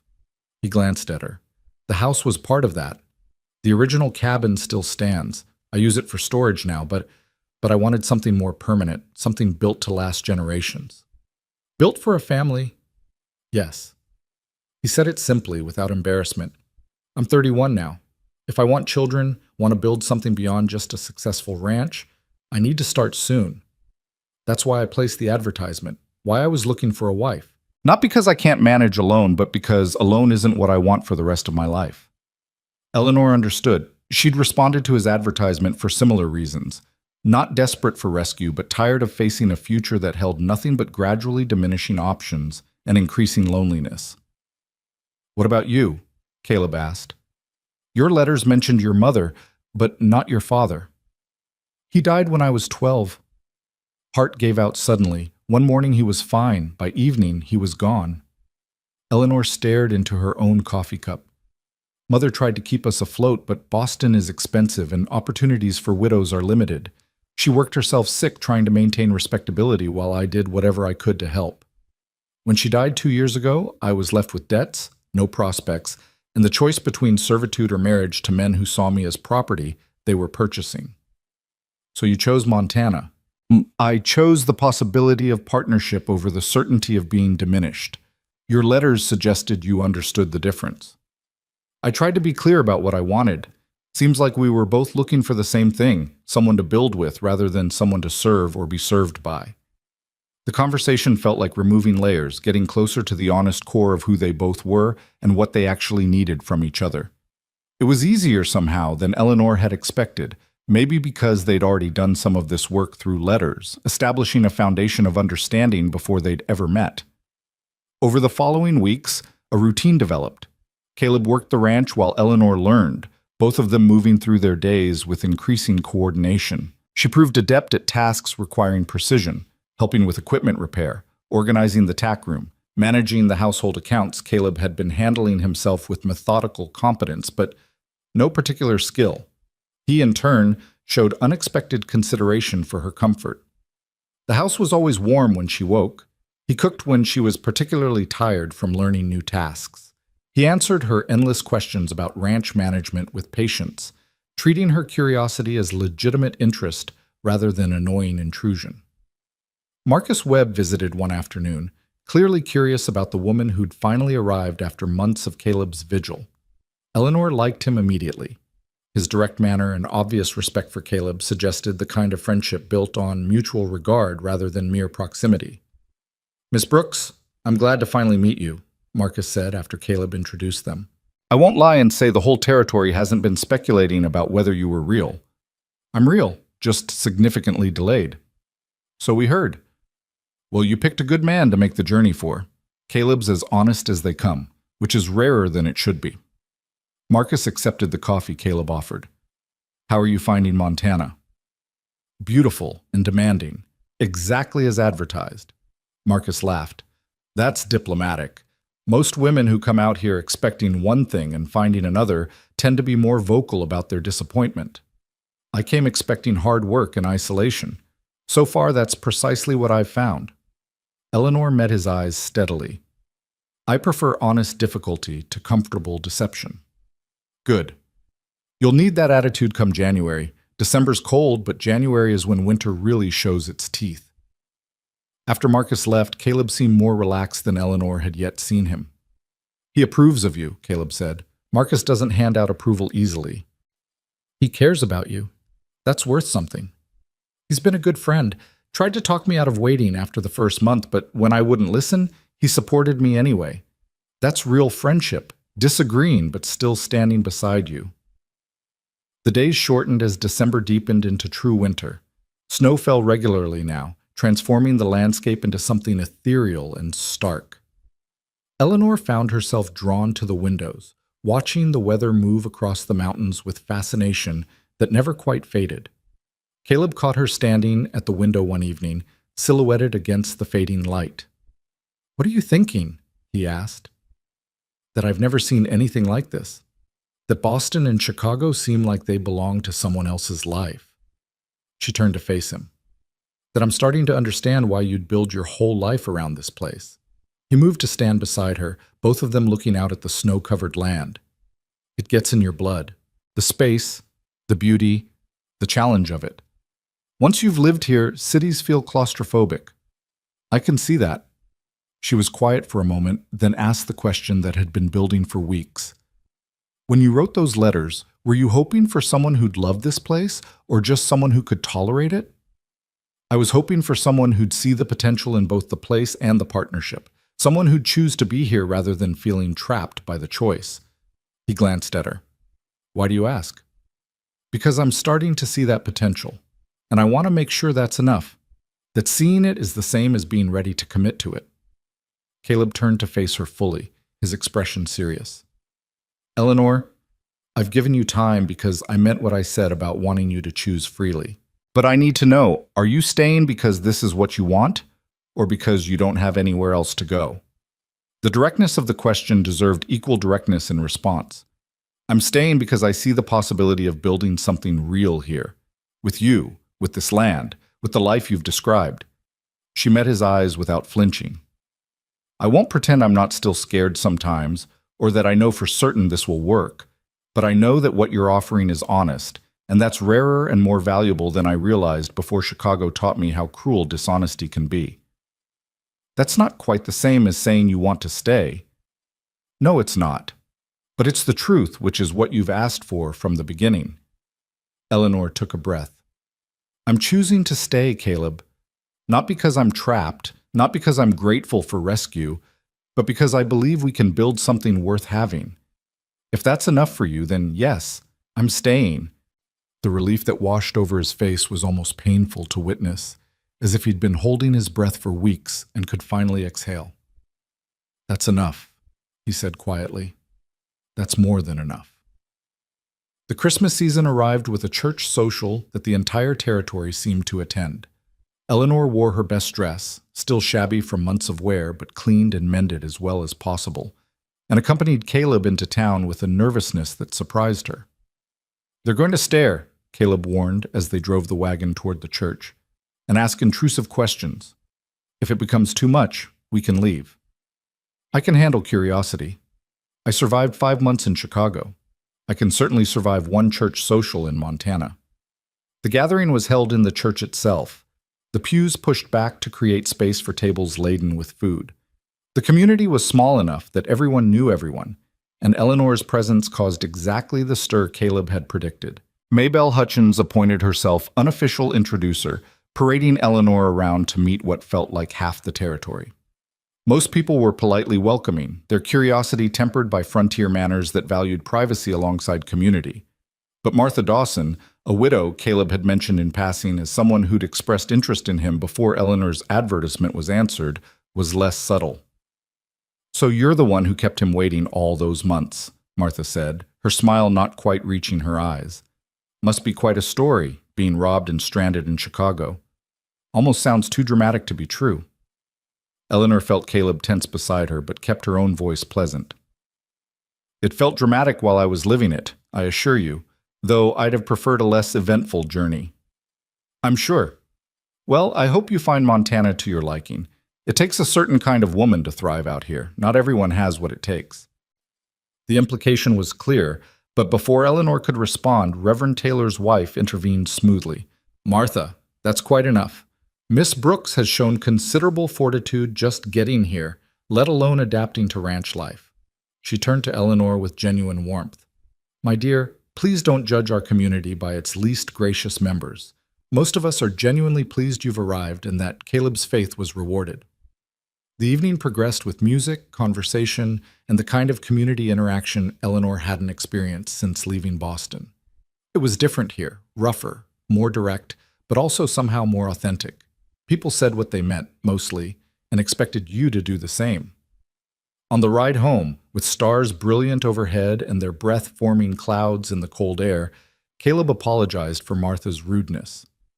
"She'll get over it," Eleanor said. "And honestly, I respect her more for being direct about her disapproval than I would if she'd been falsely sweet. You handled it well. I've handled worse. Besides, she's not entirely wrong to question whether I'm suited to this life. I'm still proving that to myself." Caleb was quiet for a moment, then said, "You're doing better than you think. Most people who come out here from cities take months to adapt to the isolation and work. You've done it in weeks. Desperation is an excellent motivator. It's not just desperation. You're genuinely trying, genuinely learning. That matters more than natural aptitude." The compliment warmed her more than it probably should have. Caleb wasn't generous with praise, which made the rare instances of it feel earned rather than perfunctory. Back at the ranch, they settled into the evening routine that had become comfortable, Caleb reading while Eleanor mended or worked on other tasks that required lamplight. The silence between them was no longer awkward but companionable, the ease of two people who'd learned to share space without constant conversation. "Eleanor," Caleb said eventually, setting aside his book, "I've been thinking about timing." She looked up from the shirt she was mending. "Timing for what?" "Marriage. If you're committed to staying, there's no reason to delay longer than necessary. Winter's already here, and waiting until spring serves no practical purpose." Her hand stilled on the fabric. "You're proposing?" "I'm suggesting we formalize what we've both already decided. We've had time to know each other, to see if the reality matches what the letters suggested. Unless you need more time?" Eleanor set aside the mending, her heart beating faster. This was it, the moment where possibility became commitment, where choice became consequence. "I don't need more time," she said carefully, "but I want to be clear about what we're both agreeing to. This isn't a romantic proposal, is it? This is a practical arrangement between partners." "Yes, though I hope it might become more than that eventually." His honesty was, as always, both refreshing and slightly disconcerting. "I'm not asking you to love me, Eleanor. I'm asking you to build a life with me, and to be open to the possibility that respect and partnership might grow into something deeper. That's fair and honest." She took a breath. "Then yes, I'll marry you." The relief on his face mirrored what she'd seen when she'd agreed to stay, and Eleanor realized that despite his careful composure, Caleb had been just as uncertain about her answer as she'd been about giving it. "After the new year," he said. "Give us both time to be absolutely certain, and then we'll make it official." That night, lying in her bed in the room that had become familiar, Eleanor stared at the ceiling and tried to process what she'd just agreed to. Marriage to a man she'd known in person for less than a month, in a place she'd been for barely longer. It should have felt reckless, impulsive, dangerous. Instead, it felt like the first fully informed choice she'd made in years. Not a decision forced by desperation or lack of options, but a genuine selection of one future over another based on clear understanding of what each entailed. Caleb Hartman was exactly who his letters had suggested: honest, steady, committed to building something lasting. The ranch was beautiful and demanding in equal measure. The life would be hard, isolated, requiring constant work and adaptation, but it would be real. It would be hers by choice.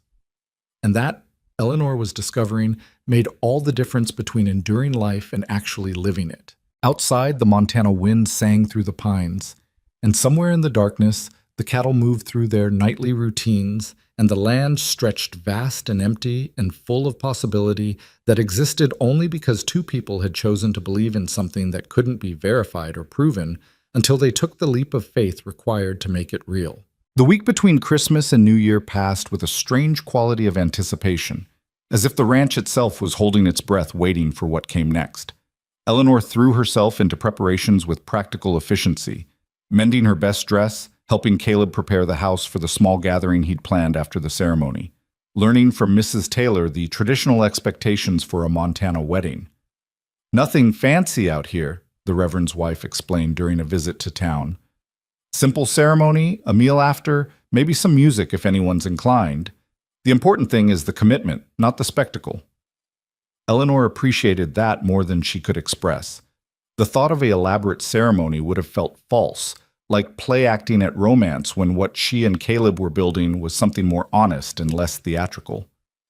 On New Year's Eve morning, a storm rolled in from the mountains with the kind of intensity that made even Caleb pause at the window. "This might delay things," he said, watching snow fall so thick the barn was barely visible. "Roads will be impassable by afternoon." Eleanor joined him at the window, feeling a strange calm despite the weather's fury. "Then we'll wait. We've already waited this long. A few more days won't matter." But the storm broke as suddenly as it had arrived, the afternoon bringing clear skies and that particular crystalline quality of light that made the snow-covered landscape look like something from a dream. By evening, the roads were still difficult but passable, and Caleb received word via a neighbor that Reverend Taylor would be able to make it to the ranch the following day as planned. Eleanor spent that night in a state of wakeful contemplation, thinking about the journey that had brought her here. The theft that had felt like the end of everything had instead been a strange kind of beginning. 5 months of hardship that had stripped away illusions and revealed what she was actually capable of enduring. Chicago had been brutal, but it had also been clarifying. She'd survived circumstances that should have broken her, and that survival had given her a confidence she'd never possessed in Boston. The woman marrying Caleb Hartman tomorrow was not the same person who'd responded to his advertisement months ago. She was harder, yes, but also more honest about what she wanted and why. She wasn't marrying him out of desperate need for rescue or because she had no other options. She was marrying him because after seeing the reality of what he offered, both the beauty and the difficulty, she'd chosen it as the life she actually wanted. Morning arrived with a sky so blue it hurt to look at, the sun turning the snow into something that glittered like scattered diamonds. Eleanor dressed in her mended best, her hands steady despite the enormousness of what she was about to do. When she descended the stairs, she found Caleb waiting in the main room wearing what was clearly his Sunday suit, his hair still damp from washing. He looked up when she entered, and something shifted in his expression, a kind of wondering recognition, as if he was seeing her clearly for the first time. "You look beautiful," he said, the words coming out slightly rough. "You look terrified," she replied, which made him laugh and broke some of the tension humming between them. "I am terrified, but also certain, if that makes sense." "It does. I feel the same way." Reverend Taylor arrived with his wife and Samuel Finch, who'd agreed to serve as witness. Marcus Webb came with his wife Catherine, who Eleanor had met briefly at the Christmas social. The gathering was exactly as small and unpretentious as Eleanor had hoped. No spectacle, no performance, just a handful of people who genuinely cared about Caleb and wanted to see him happy. The ceremony itself was brief. Reverend Taylor spoke about partnership and commitment, about building something lasting through shared work and mutual respect. He mentioned love, but in the context of something that grew through choosing each other daily rather than a feeling that either existed or didn't. When he asked if Eleanor took Caleb as her husband, she answered clearly and without hesitation. "I do."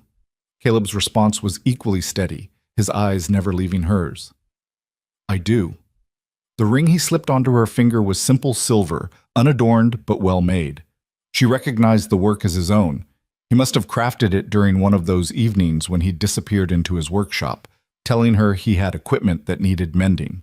"I now pronounce you husband and wife," Reverend Taylor said with genuine warmth. "Caleb, you may kiss your bride."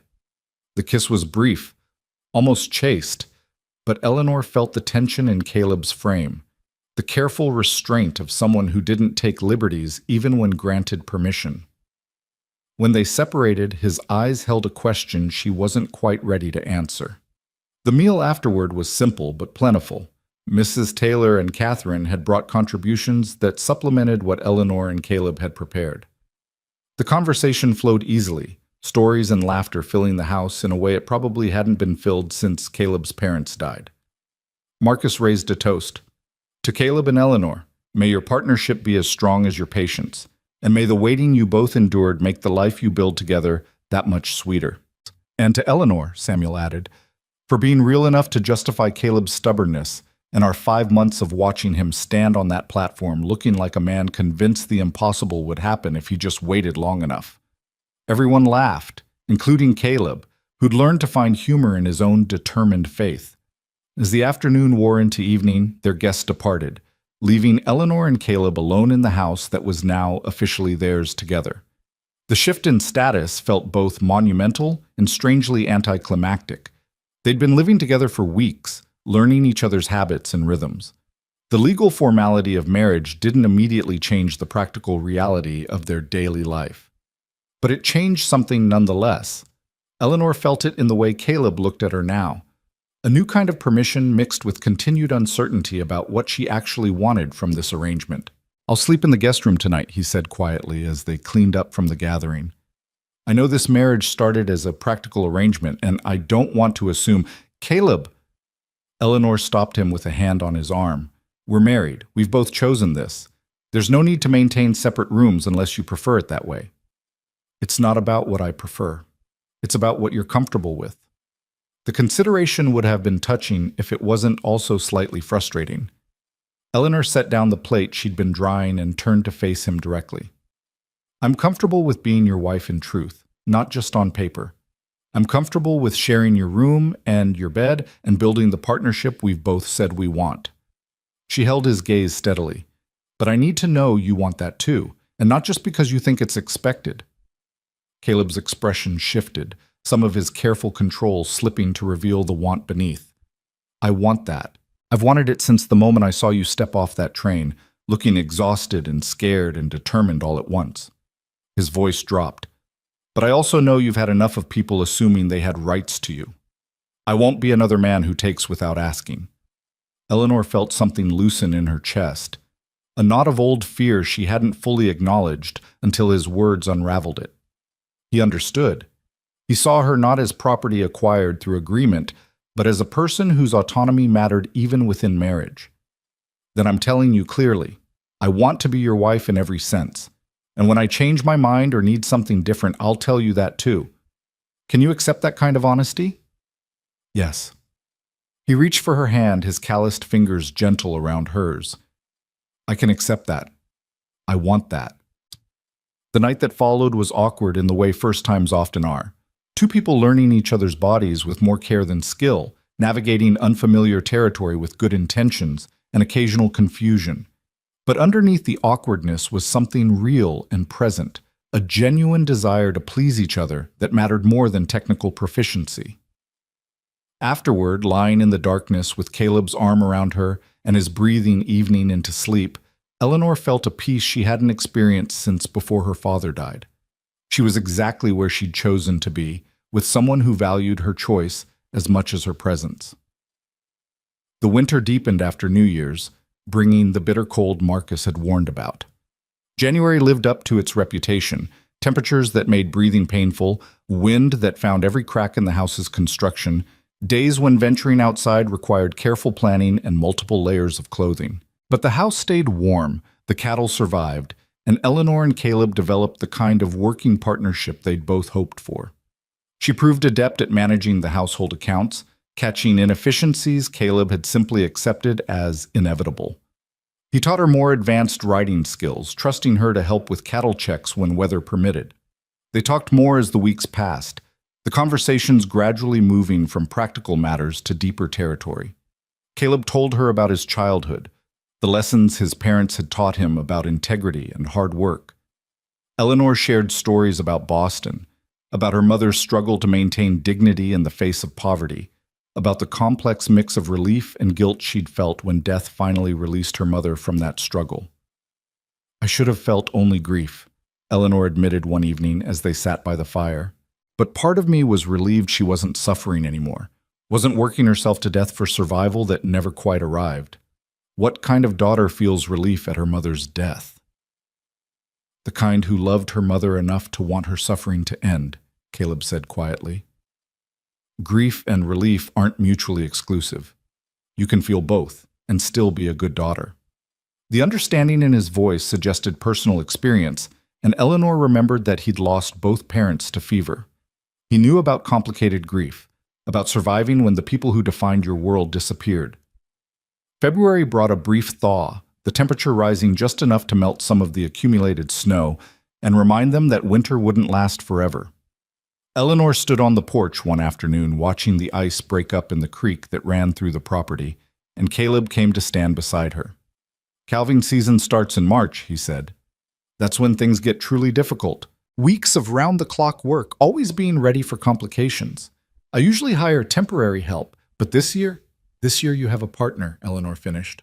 "I'll help. Teach me what I need to know." He studied her for a moment. "It's hard work. Exhausting, sometimes heartbreaking when we lose calves or cows despite everything we do. I survived Chicago. I can survive calving season." A smile tugged at his mouth. "You use that Chicago experience as proof you can handle anything." "Because it's true. 5 months in that laundry taught me I'm considerably tougher than I thought." She turned to face him. "Stop trying to protect me from difficulty, Caleb. I chose this life knowing it would be hard. Let me prove I can handle it."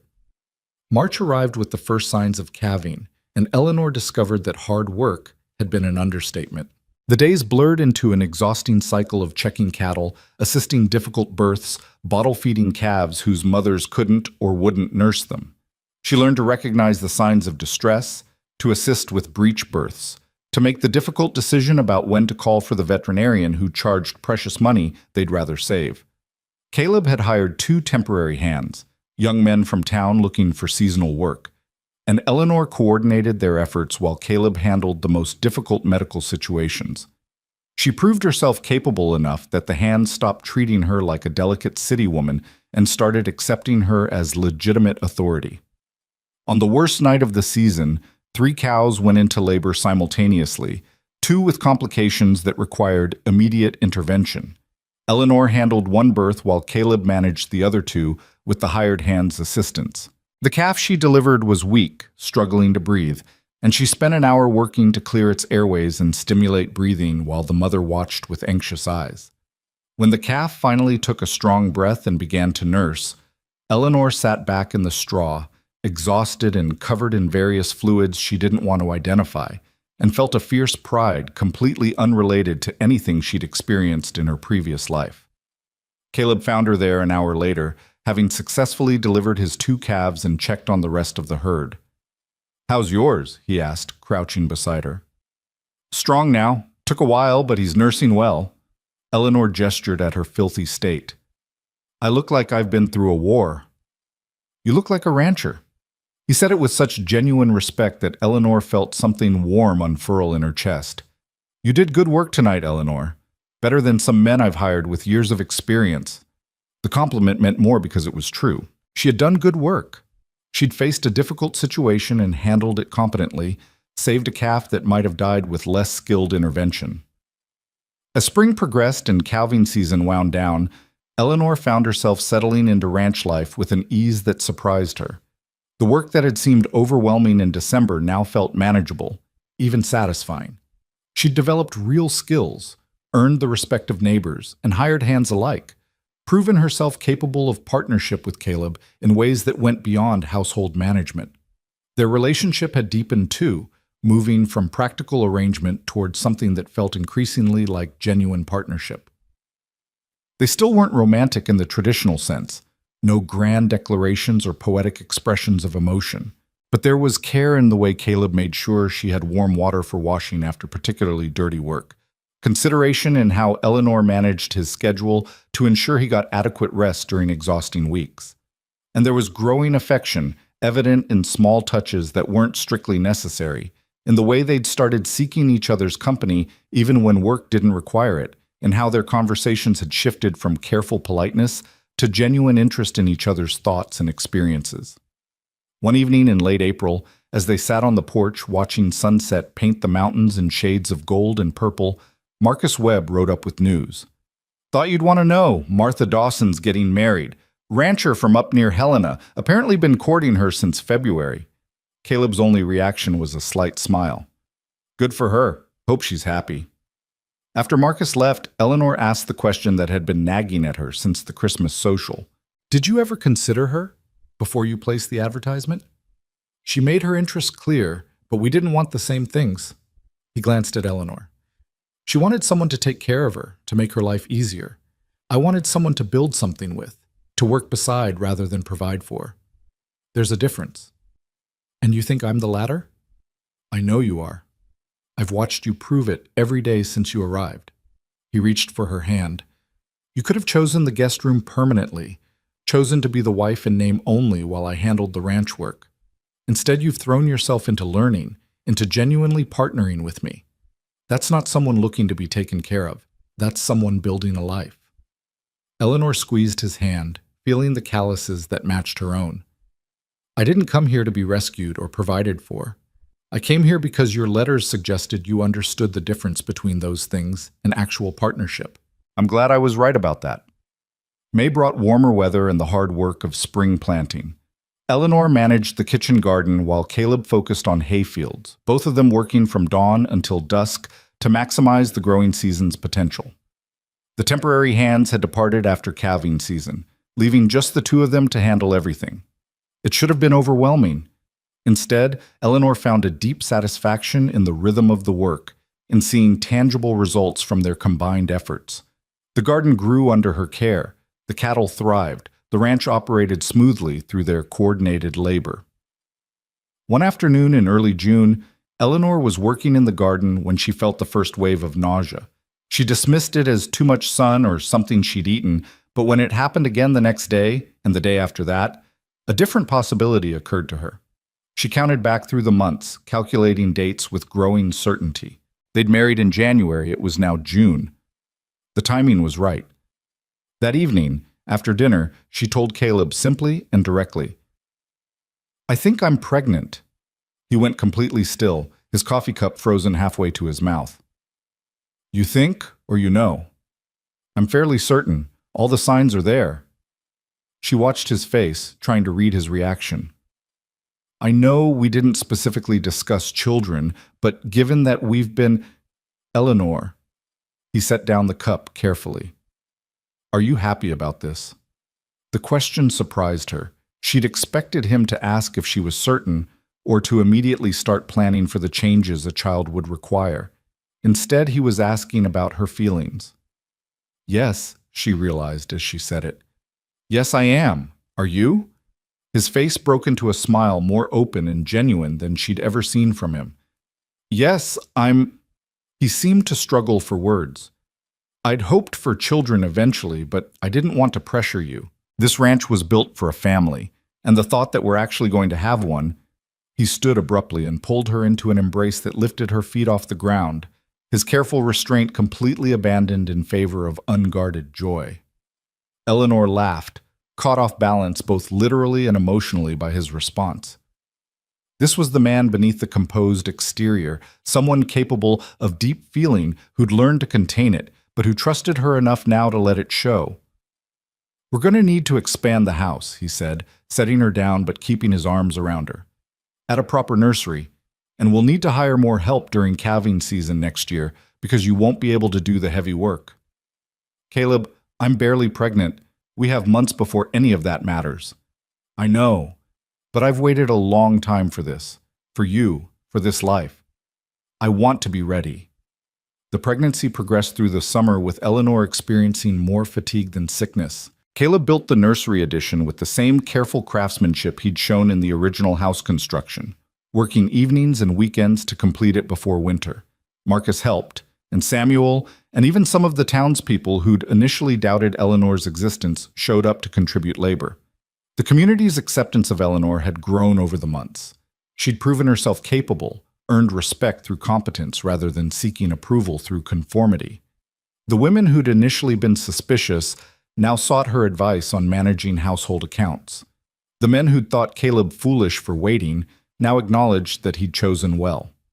By October, Eleanor was visibly pregnant and still working the ranch alongside Caleb, though he'd taken over the heavier tasks despite her protests. I'm pregnant, not fragile, she argued when he insisted on handling the water buckets. I know, but indulge me. I've waited too long for this family to risk anything preventable. She let him have his way, recognizing that his protectiveness came from care rather than any belief that pregnancy made her incompetent. And truthfully, she was tired in ways she'd never experienced, a bone-deep exhaustion that no amount of sleep quite resolved. The first snow came in early November, and Eleanor stood at the window watching it fall while her hand rested on her growing belly. A year ago, she'd been in Chicago, scrubbing laundry for pennies and believing she'd lost her chance at something better. 6 months before that, she'd been robbed in Boston, watching her future disappear with a stolen purse.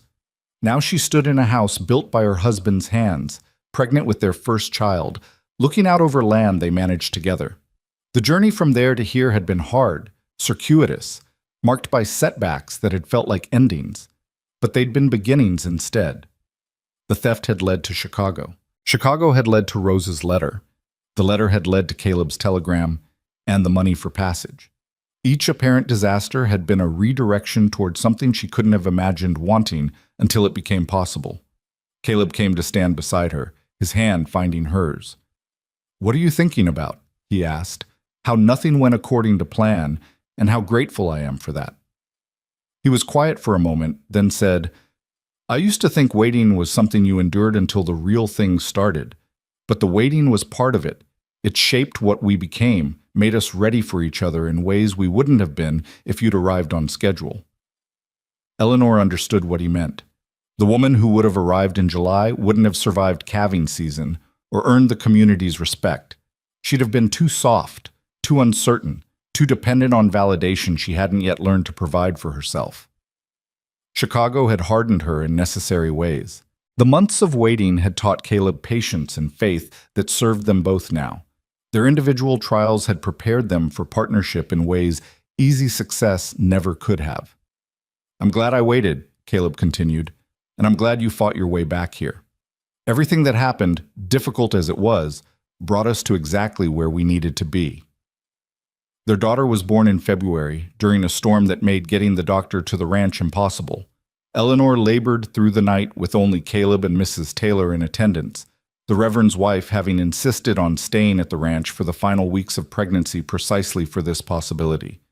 The birth was long and difficult, and there were moments when Eleanor understood why women feared it. But Caleb stayed beside her throughout, his presence steady even when his face showed the strain of watching her suffer with nothing he could do to help. When their daughter finally arrived, tiny and perfect, and screaming with healthy lungs, Eleanor saw Caleb's face transform. He held their child with the same careful competence he brought to everything, but his eyes held wonder that was entirely new. "She's perfect," he said, his voice rough with emotion. "You're both perfect." They named her Sarah, after Eleanor's mother, and she became the center of their world in ways both exhausting and transformative. The ranch work continued, cattle still needed tending, horses still required care, but now everything occurred around the rhythms of an infant's needs. Eleanor discovered reserves of patience she hadn't known she possessed, learned to function on fragmented sleep, adapted to the particular demands of keeping a tiny human alive and thriving. Caleb proved himself as capable with midnight feedings as he was with difficult births in the barn, approaching fatherhood with the same determination he brought to every challenge. Spring came again, bringing the second calving season since Eleanor's arrival. This time she managed from the house, coordinating while Caleb and the hired hands handled the physical work. Sarah slept in a basket near whatever task Eleanor was performing, already becoming accustomed to the sounds and rhythms of ranch life. On a warm afternoon in April, Eleanor stood on the porch with Sarah in her arms, watching Caleb work with the new calves in the near pasture. Marcus had stopped by, and the two men were discussing something related to breeding stock, their conversation carrying on the spring breeze. Mrs. Taylor, visiting to check on Sarah's progress, stood beside Eleanor with a knowing smile. "You look happy," she observed. Eleanor considered the statement. Happy seemed inadequate for what she felt, something more complex and textured than simple contentment. She'd built this life deliberately, chosen it piece by piece, even when choosing it was difficult. The happiness wasn't despite the challenges, but somehow because of them, earned through the struggle that made it meaningful. "I am happy," she said finally. "More than I ever imagined being." Caleb's a good man. The waiting was hard on him, but it also revealed his character. Not many men would have stood firm like that. "No," Eleanor agreed. "Not many would have." She thought about that platform, about Caleb standing there morning after morning while the town whispered and judged. She thought about her own journey, the theft, Chicago, the desperate fight to save enough money to reach Montana. All of it necessary, all of it shaping them into people capable of building something lasting. That evening, after Sarah was asleep and the day's work was complete, Eleanor and Caleb sat on the porch watching the sun set over mountains that had become as familiar as they were magnificent. "Do you ever regret it?" Eleanor asked. "The waiting, the uncertainty, everything that happened before I finally arrived?" Caleb was quiet for a long moment, considering. "I regret that you suffered in Chicago. I regret that circumstances separated us for so long. But the waiting itself?" He shook his head. "No. The waiting taught me that some things are worth holding on to even when everyone says you're a fool. It taught me faith, not the religious kind, though maybe that too, but faith that doing the right thing matters even when the outcome is uncertain. And now? Now I have everything I was waiting for, and it's better than I imagined because we both chose it. You weren't delivered to me by circumstance. You fought your way here despite every obstacle. That means something. It means when things get difficult, I know you won't leave just because difficulty exists. You've already proven you're willing to fight for this." Eleanor leaned into him, feeling the solid warmth of his shoulder, the steady beat of his heart. "We both fought for it. You just fought differently, by standing still when everyone said you should move on." They sat in comfortable silence as the light faded and the first stars appeared. Inside, their daughter slept peacefully, surrounded by the security of parents who'd chosen each other deliberately and built something real from that choice. The ranch stretched around them, land they managed together, a home they'd created through combined effort. It wasn't the life Eleanor had imagined in Boston. Wasn't anything she could have predicted when she'd responded to a stranger's advertisement seeking a wife. It was better. It was real. It was earned through patience and perseverance, through faith maintained when faith seemed foolish, through the willingness to keep moving forward even when the path was unclear. Years later, when Sarah was old enough to ask about how her parents met, Eleanor would tell her about the waiting, about the platform where her father stood every morning for 153 days. She'd tell her about Chicago, about being lost and finding her way back through sheer determination and the kindness of a stranger named Rose. And she'd tell her daughter that sometimes the best things in life come not despite obstacles, but because of them. That the waiting and the struggle weren't failures of circumstance, but essential parts of the story, shaping both participants into people capable of appreciating what they'd been given because they understood exactly how close they'd come to losing it. The lost letter that had seemed like disaster had become the foundation of everything meaningful in their lives. The months of separation had prepared them for partnership in ways immediate success never could have. The journey that appeared to be going wrong had been leading them exactly where they needed to be. And in the end, the waiting was rewarded not just with arrival, but with the deeper recognition that some promises, kept through faith and stubbornness and sheer refusal to give up, become the bedrock of lives worth living. Not perfect lives or easy ones, but real lives built on the solid ground of choices made with clear eyes and hearts committed to honoring them regardless of cost.